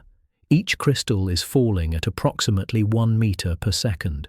Your cross-sectional area for collision, the area you sweep through as you fall, is approximately 1 square millimeter, or 1 million square micrometers, or 10 to the negative 6 square meters. The volume you sweep per second is approximately 10 to the negative 6 cubic meters. The number of crystals in this volume is approximately 0.001. The collision rate is approximately 1 collision per 1,000 seconds. But this is for a single isolated crystal. As your aggregate grows, as it accumulates more crystals, its cross-sectional area increases. A larger aggregate sweeps a larger volume, encounters more crystals, grows faster. The growth is accelerating, autocatalytic. Large aggregates grow faster than small ones. This is why the largest snowflakes, the ones that reach several centimeters across, are always aggregates. A single crystal cannot grow that large in the time available during its fall. But an aggregate can by collecting many crystals as it descends. At 200 meters, your aggregate contains perhaps 20 individual crystals. The aggregate is 2 or 3 millimeters across, irregular in shape, dense with ice. The fall rate has increased to nearly 2 meters per second. The tumbling is chaotic now, the asymmetric shape creating complex interactions with the air. The aggregate spins and wobbles and tumbles through multiple axes, the orientation changing moment by moment. The individual crystals within the aggregate are bonded together at multiple points.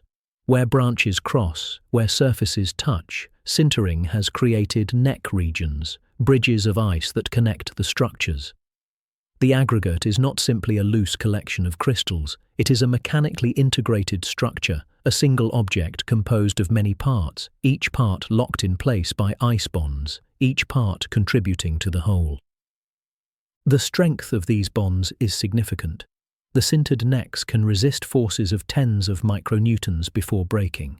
The aerodynamic forces on the aggregate are of similar magnitude. The aggregate is marginally stable. Strong turbulence could break it apart. A high-speed collision with another aggregate could shatter it. But normal conditions, gentle tumbling, slow fall, mild turbulence, are insufficient to disrupt it. The aggregate holds together, continues to grow, continues to fall. The temperature is negative 20 degrees. The air is denser, warmer, more turbulent. You are in the lower atmosphere now, the region of weather, of wind, of human experience. If there is a person below, looking up, they might see you now, a tiny white speck falling from the sky, indistinguishable from the thousands of other tiny white specks that are also falling, that are also aggregates of ice crystals, that are also snow. At 100 meters, the ground is close, salvation is near. Chapter 9, Landing, the end of flight, 2:05 to 2:15. Trees, if there are trees, are visible as looming presences below. The wind is stronger here, channeled by the topography, creating currents and gusts that push the aggregate laterally.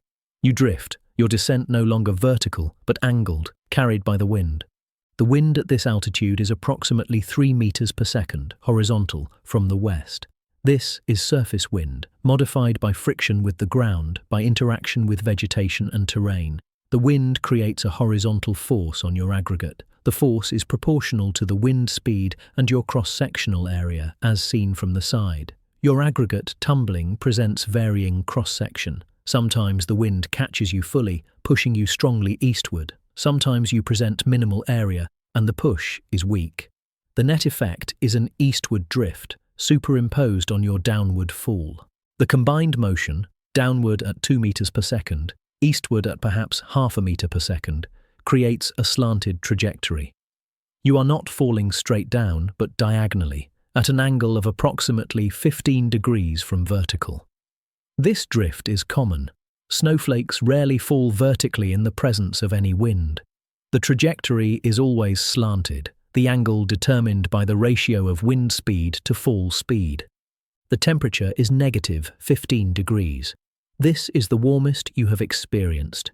The ice is still stable, you are still well below freezing, but the margin is smaller. The bonds that hold you together, that hold the ice lattice intact, are weaker than they were in the high cold atmosphere.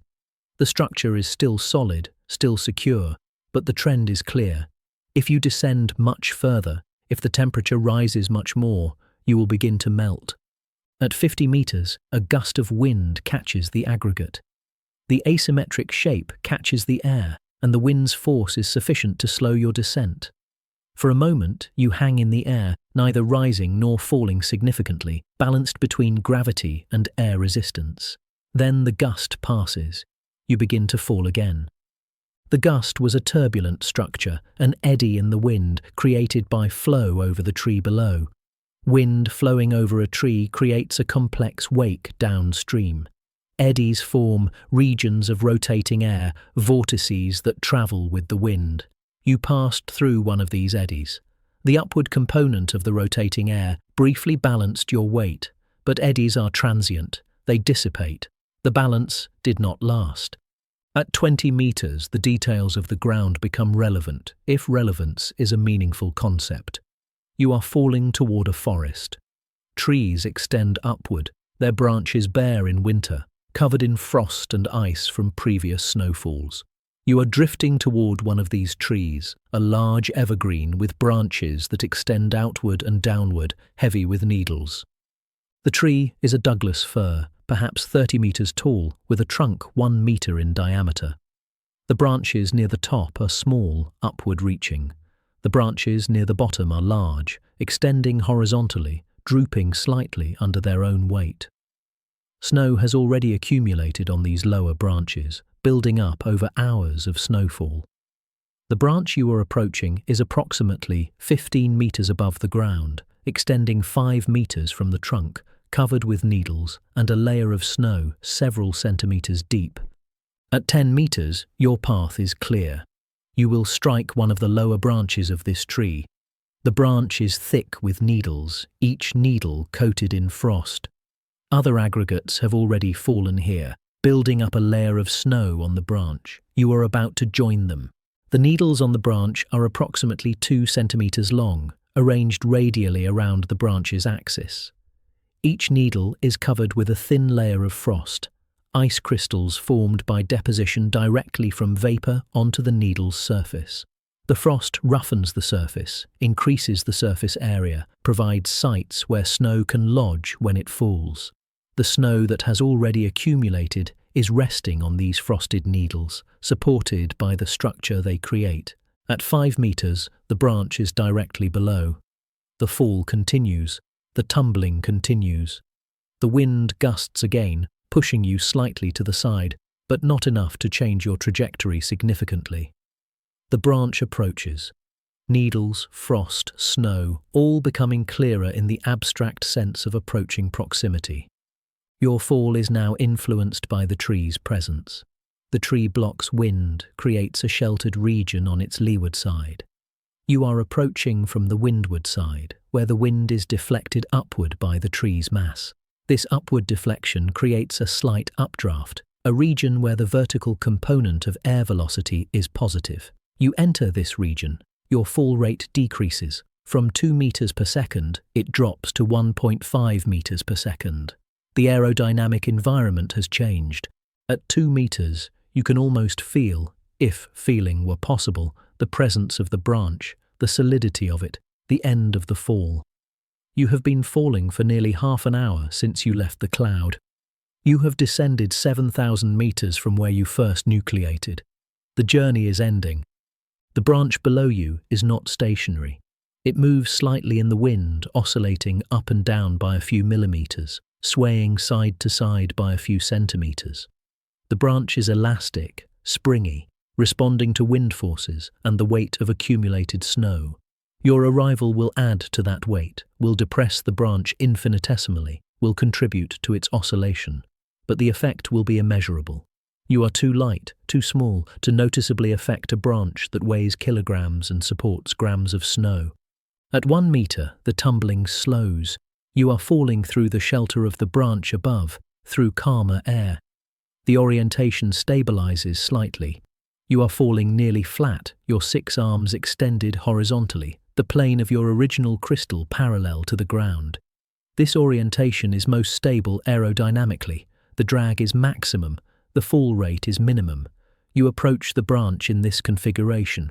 At 0.5 meter, the details are sharp: the branch, the needles, the frost, the other snowflakes that have already landed, the small pile of snow that is building, the texture of the snow's surface, irregular, composed of countless other aggregates like yourself, each one unique, each one piled atop the others, creating a layer that is porous, light, unstable.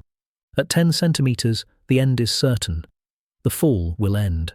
The landing will come. The transition from air to surface will occur. You are about to stop falling, to stop moving, to come to rest. The kinetic energy you carry, 1/2 mass times velocity squared, is approximately 14 nanograms times 1 meter per second squared, or approximately 14 times 10 to the negative 9 joules. This energy will be dissipated in the collision, absorbed by the snow below, converted to molecular vibration, to heat, to the deformation of your structure and the structure you land on. You touch. The contact is gentle.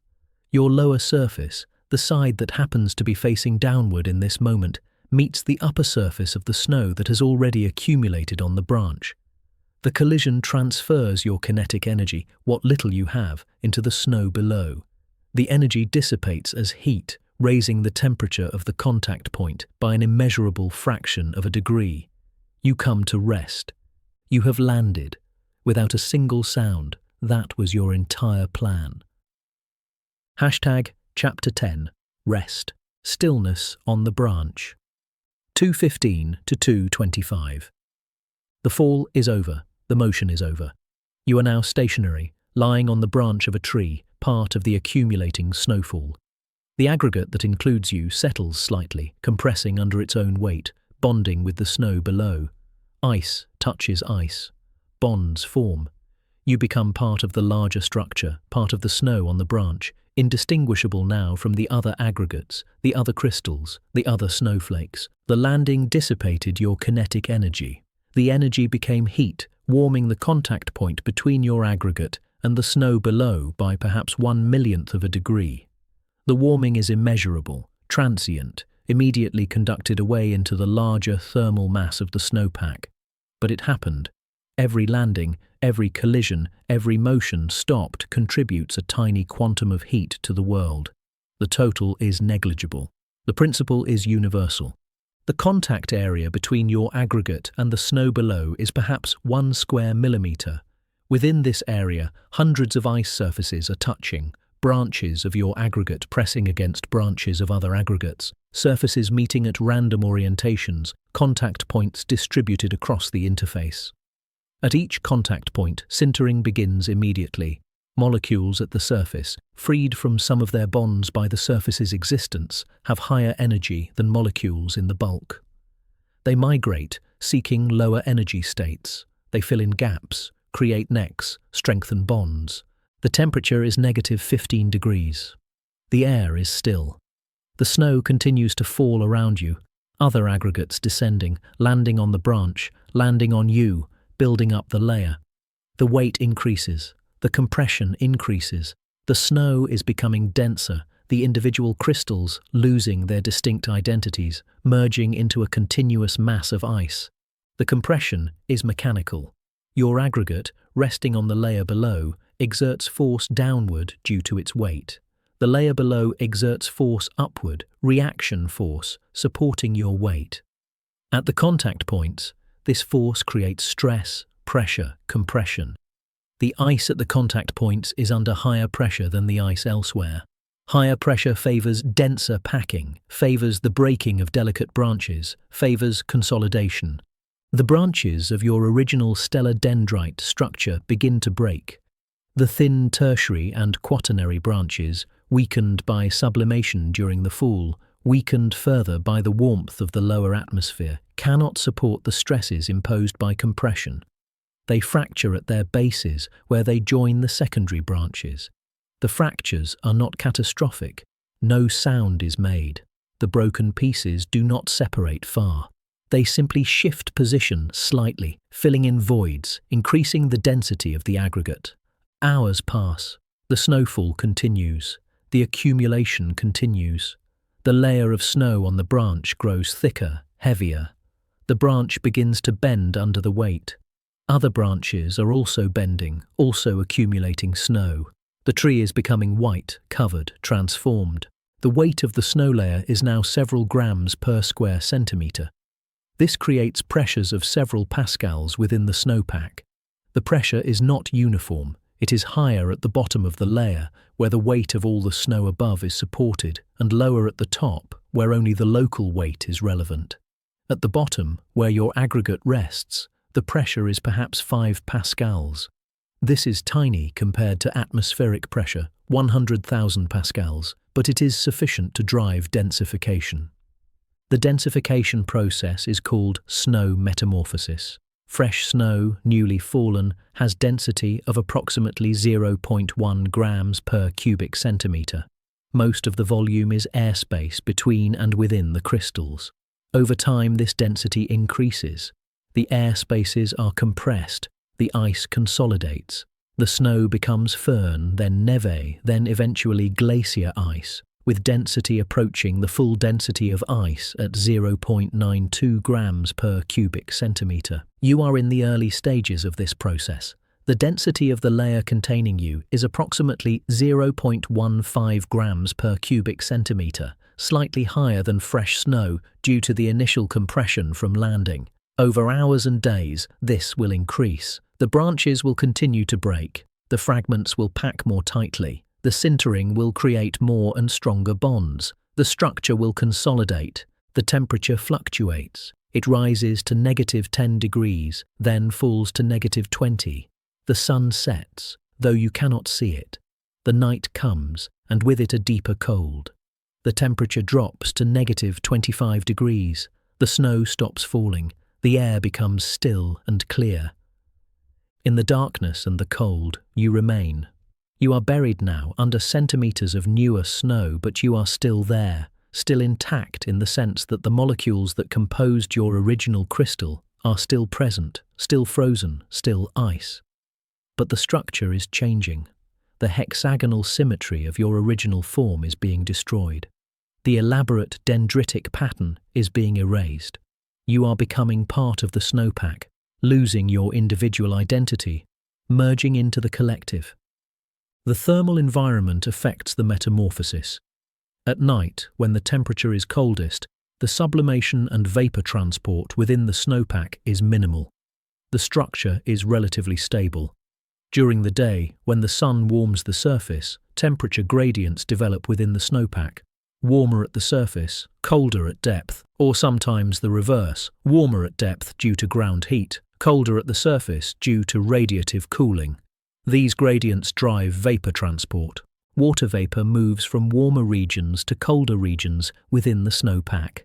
It does this by sublimating from ice surfaces in the warm regions, diffusing through the air spaces as vapor, and depositing on ice surfaces in the cold regions. This process is called temperature gradient metamorphism. It causes the snow structure to evolve. Ice sublimates from the convex surfaces of crystals, the tips of branches, the curved surfaces, and deposits on the concave surfaces, the necks between crystals, the interior angles. The result is a more rounded, consolidated structure. The delicate features are erased. The packing becomes denser. In the darkness and the cold, you remain. You are buried now under centimeters of newer snow, but you are still there, still intact, still identifiable in principle as an aggregate that includes a stellar dendrite crystal approximately 1.4 millimeters across, with 6 primary arms and elaborate secondary and tertiary branching. But the identification is theoretical. In practice, you are now just ice, just part of the snow, just part of the winter. Days pass. The temperature continues to fluctuate. But what would a simple snowflake know about that? Chapter 11. Metamorphosis. The structure dissolves 2:25 to 2:35. During the day when the sun is out, the temperature rises, sometimes approaching 0 degrees. The surface of the snow begins to melt slightly, the outermost crystals losing their sharp edges, the ice becoming rounded, glazed. At night, the temperature drops again and the meltwater refreezes, creating a crust. The snow is changing, metamorphosing, the delicate structures of the individual crystals being destroyed, the ice becoming granular, dense, less recognizable as snow and more simply as frozen water. The melt-freeze cycle is a powerful agent of metamorphosis. During the warm part of the cycle, when temperature approaches 0 degrees Celsius, the ice at the surface enters the regime where liquid water can exist. The very surface, the outermost molecular layers, may actually transition to liquid, forming a quasi-liquid layer just a few molecules thick. This is surface melting, pre-melting, a phenomenon that occurs even below the bulk melting point due to the lower energy of the liquid-vapor interface compared to the solid-vapor interface. In this quasi-liquid state, molecules are mobile. They can move across the surface much faster than they could through solid-state diffusion. The effect is dramatic. Features that would take days to evolve through vapor transport can evolve in hours through liquid transport. The sharp points of crystals, the thin edges of branches, these are regions of high curvature, high surface energy. Molecules migrate away from these regions, moving toward regions of low curvature, filling in valleys, creating a more rounded surface profile. When the temperature drops again at night, the quasi-liquid layer refreezes. The molecules that migrated while liquid become locked in their new positions. The structure has changed irreversibly. The next warm cycle will continue the process. Each cycle rounds the crystals further, eliminates more fine structure, increases the density. You are part of this process. The elaborate branches that defined your structure are melting during the warm periods, the thin ice disappearing, the molecules returning to the liquid phase, then refreezing when the temperature drops. The six-fold symmetry is being lost. The dendrite structure is being erased. You are becoming just ice, just frozen water, just part of the snowpack. The physical mechanism involves energy. The latent heat of fusion, the energy required to melt ice or released when water freezes, is 334,000 joules per kilogram. For your aggregate with mass of approximately 14 nanograms, complete melting would require approximately 4.7 nanojoules. This energy must come from somewhere. During the day, it comes from solar radiation absorbed by the snow surface. During the night, refreezing releases this energy back to the environment. But the process is not symmetric. The solar energy input during the day slightly exceeds the radiative cooling at night. The net energy balance is positive. The snowpack is slowly warming. The average temperature of the snow layer is increasing. The trend is toward melting, toward the eventual transition from solid to liquid, from winter to spring. Weeks pass. The snow accumulates and melts and accumulates again. The branch, heavy with snow, eventually sheds its load in a small avalanche when the weight becomes too great and the temperature rises enough to weaken the bonds. The snow falls from the branch to the ground, landing in a pile at the base of the tree. You are in that pile somewhere, mixed with thousands of other former crystals, indistinguishable, anonymous. The fall from the branch is violent compared to the original fall from the cloud. The snow layer, weighing perhaps a kilogram, falls 5 meters in less than 1 second, striking the ground with considerable force. The impact compresses the snow dramatically. Air is expelled from the pore spaces. Crystals are crushed. Bonds are broken and reformed. The density increases instantly from perhaps 0.2 grams per cubic centimeter to 0.4 grams per cubic centimeter. The structure is violently reorganized. You, or rather the ice that was you, experiences this reorganization. Some of the bonds holding your aggregate together are broken. Some of the fragments from your original crystal are separated, dispersed into different parts of the pile, but some bonds remain, some structure persists. The molecules that composed you are still present, still ice, still together in some sense, though mixed now with molecules from countless other crystals. At the base of the tree, the snow is more stable. The temperature is moderated by the ground below, by the thermal mass of the earth. The snow does not melt and refreeze as dramatically, but the metamorphosis continues. The crystals bond to each other more strongly. The air spaces are compressed out. The snow becomes firn, a dense, granular ice, no longer recognizable as snow in the fluffy sense, but not yet solid ice either. Firn is a transitional state. Density between 0.4 and 0.8 grams per cubic centimeter. Structure intermediate between the open framework of snow and the closed structure of solid ice. The grains of firn are rounded, bonded together by necks of ice, but with significant pore space remaining. The metamorphosis from firn to glacier ice can take years or decades, depending on temperature and pressure. For you, in the pile at the base of the tree, exposed to seasonal melting, the transition will not occur. Spring will come before consolidation is complete. The thermal structure of the snow pile is complex. At the surface, temperature follows the air temperature closely, varying diurnally and seasonally. At depth, temperature is moderated by the ground, by the thermal inertia of soil and the geothermal heat flux from the Earth's interior. The geothermal flux is small, approximately 0.06 watts per square meter, but over time it has an effect. Snow in contact with the ground is warmer than snow at the surface during cold periods. This creates temperature gradients that drive metamorphism. The thermal inertia of the ground is significant. Soil and rock have high volumetric heat capacity compared to snow. They store heat during warm periods and release it during cold periods, buffering temperature fluctuations. The diurnal temperature wave, the daily variation in surface temperature, penetrates only tens of centimeters into the ground. The annual temperature wave penetrates several meters. Below these depths, the temperature is nearly constant, equal to the mean annual air temperature plus the geothermal contribution. The radiation budget of the snow surface dominates the energy balance. During the day, the snow absorbs solar radiation.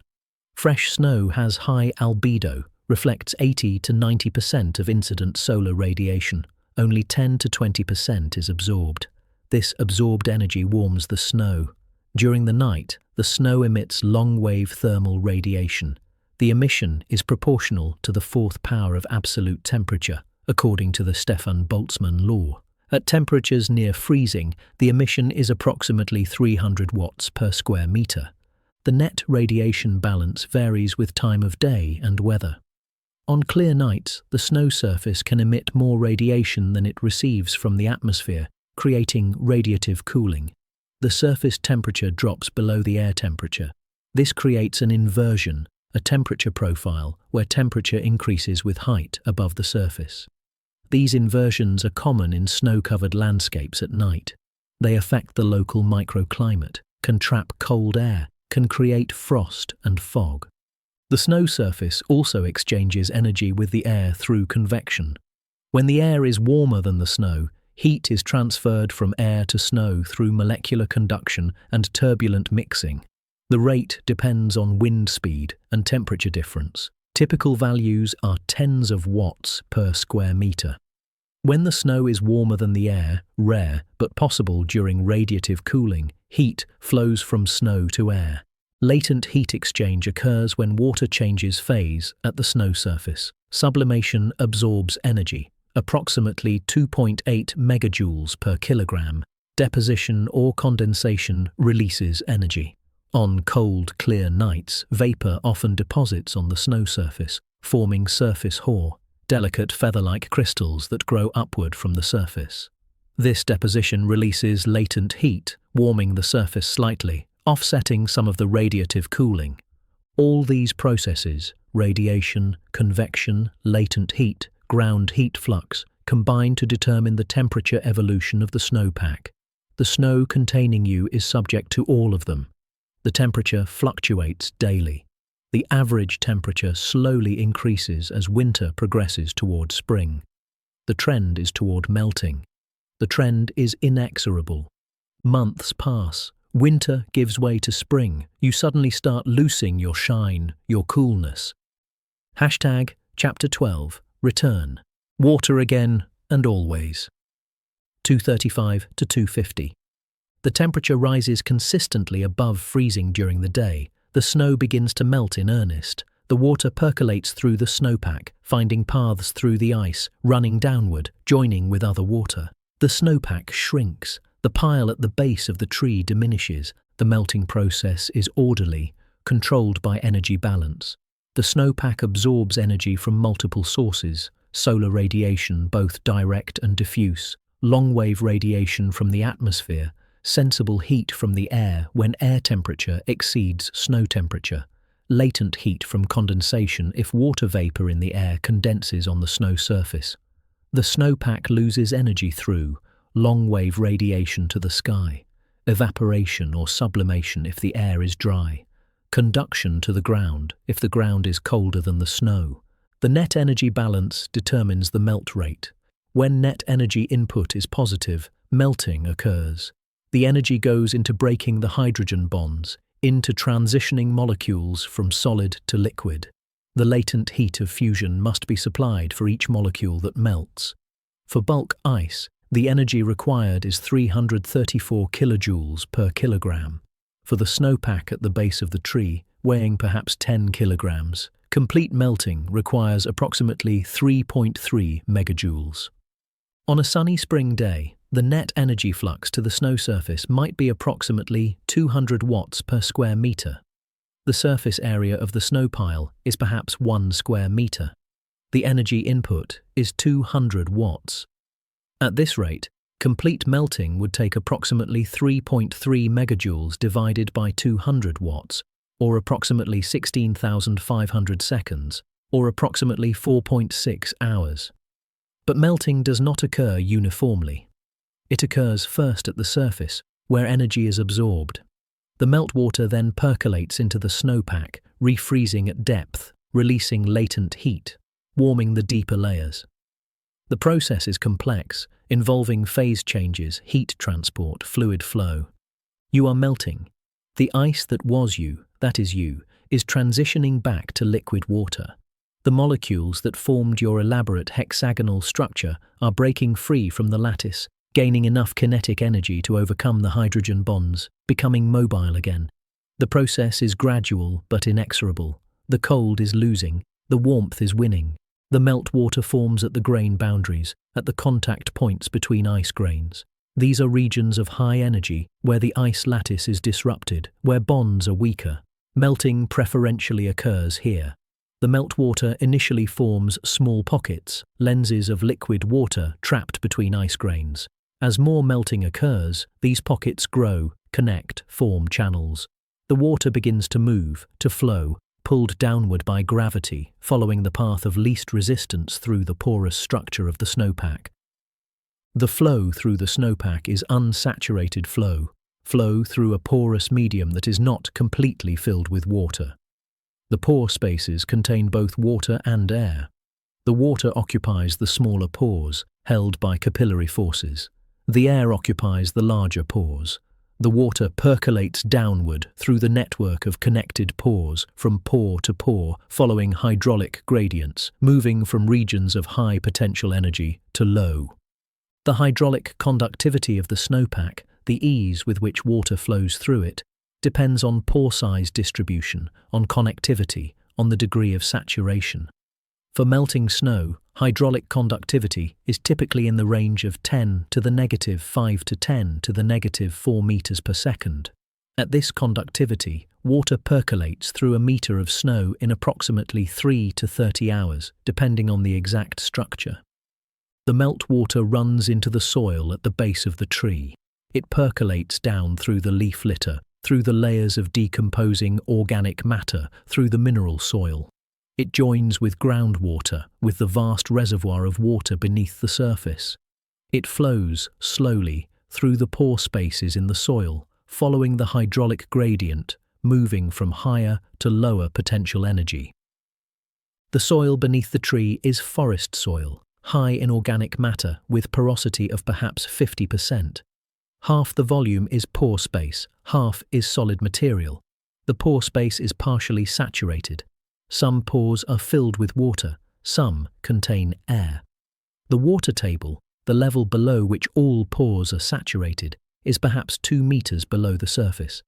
Above the water table is the unsaturated zone, the vadose zone, where water moves downward toward the water table, pulled by gravity, opposed by capillary retention. The molecules that were you move downward through this zone. They are no longer organized, they are no longer a crystal, they are individual molecules or small clusters of molecules, moving through pore spaces, adhering temporarily to soil particles, then moving on. The identity that you had as a snowflake is gone, the structure is destroyed, but the molecules persist. H2O molecules, 2 hydrogens and 1 oxygen, stable, common, essential to life. Days or weeks later, time is hard to track now in the dark subsurface. In the slow flow of groundwater, you reach a stream. The groundwater emerges from the soil at the base of a small slope, bubbling up from between rocks, joining the surface water. You are in the stream now, flowing, moving with the current, part of the spring runoff. The stream is small, perhaps 1 meter wide, 30 centimeters deep, flowing at half a meter per second. The flow is turbulent, chaotic, with Reynolds number in the thousands. The water tumbles over rocks, aerates, mixes thoroughly. The molecules that were you are dispersed throughout the flow, mixed with billions of other molecules, indistinguishable from the whole. The stream flows downhill. It joins with other streams. The flow increases. The water moves faster. You are carried along, one molecule among countless others, indistinguishable, without identity or structure. The elaborate crystal that you once were is gone, destroyed by the melting, dispersed into the flow. But the molecules persist. The H2O molecules that composed you are still here, still moving, still part of the water cycle. The velocity in the stream increases as tributaries join. Where the stream was flowing at half a meter per second, now it flows at 2 meters per second. Where it was 1 meter wide, now it is 10 meters wide. The discharge, the volume of water flowing per unit time, increases from perhaps 0.15 cubic meters per second to 5 cubic meters per second. The stream is becoming a river. The stream joins a river. The river flows to the sea, perhaps. Or perhaps the water is absorbed by plants along the way, drawn up through roots, transported to leaves, evaporated back into the atmosphere. Or perhaps the water soaks back into the ground, rejoining the groundwater, flowing deeper into the earth, becoming part of an aquifer that might hold it for years or decades or centuries. The fate is uncertain. The future is open, but the cycle is certain. The water that was vapor in the high atmosphere, that nucleated into ice, that grew into a crystal, that fell as snow, that melted into water, this water will evaporate again. It will rise into the atmosphere. It will condense into clouds. It will perhaps form into ice again. It will fall again. The cycle will continue. Evaporation requires energy, the latent heat of vaporization, approximately 2.45 megajoules per kilogram. This energy comes from solar radiation, from the sun's energy warming the surface, warming the water, giving molecules enough kinetic energy to break free from the liquid and enter the vapor phase. The process is continuous, occurring wherever liquid water is exposed to air that is not fully saturated with vapor. If the molecules that were you are absorbed by a plant, they enter the xylem, the vascular system that transports water from roots to leaves. The transport is driven by transpiration, by evaporation from leaf surfaces, creating tension that pulls water upward through the plant. In the leaves, the water evaporates through stomata, pores in the leaf surface. The water transitions from liquid to vapor, entering the atmosphere, beginning the next phase of the cycle. If the molecules remain in the surface water, flowing downstream, they will eventually reach a body of water with large surface area, a lake, a reservoir, the ocean. There, evaporation occurs directly from the surface. The rate depends on temperature, humidity, wind speed. On average, approximately 1 meter of water evaporates from the ocean surface per year. This represents an enormous flux, the primary mechanism by which water returns to the atmosphere, completing the hydrologic cycle. This is the journey, from vapor to ice to snow to water to vapor. Some may call it the cycle of life. #Epilogue, the cycle, always beginning, always ending. 250-3. From the high, cold silence of the atmosphere to the surface of the earth and back again. A journey measured in hours or days or months, repeated endlessly, the same molecules cycling through the same phases over and over for as long as there is an atmosphere, for as long as there is water, for as long as the planet turns and the sun shines and the temperature varies between cold and warm. The time scale of the cycle varies. A molecule might evaporate from the ocean, form into a cloud within days, precipitate as rain, return to the ocean within a week. A short cycle. Or a molecule might evaporate, be transported across continents, fall as snow in mountains, become part of a glacier, remain frozen for centuries before melting, flowing to the sea over decades more. A long cycle. The average residence time, the mean duration that a water molecule spends in each reservoir, is approximately 9 days in the atmosphere, 16 days in rivers, 17 years in lakes, 3,000 years in glaciers, 3,000 years in the ocean. But these are averages. Individual molecules experience the full range of possibilities. The molecules that were you, that composed your crystal structure, are now dispersed. Some are in the stream, flowing downstream. Some were absorbed by the soil, held in pore spaces. Some evaporated directly from the snow surface before melting, sublimating back to vapor. Some were taken up by tree roots, transported to leaves, transpired. They are separated now, following different paths, but all remain part of the cycle, all subject to the same physical laws, all destined to continue their transformations. The probability that the exact set of molecules that composed you will come together again to form another snowflake is vanishingly small, effectively zero. The number of water molecules on Earth is approximately 7 times 10 to the power of 25. You contained approximately 600 billion molecules. The probability that these specific molecules would nucleate on the same dust particle, grow together in the same pattern, is incomprehensibly small. You were unique. You will not occur again. But snowflakes will continue to form.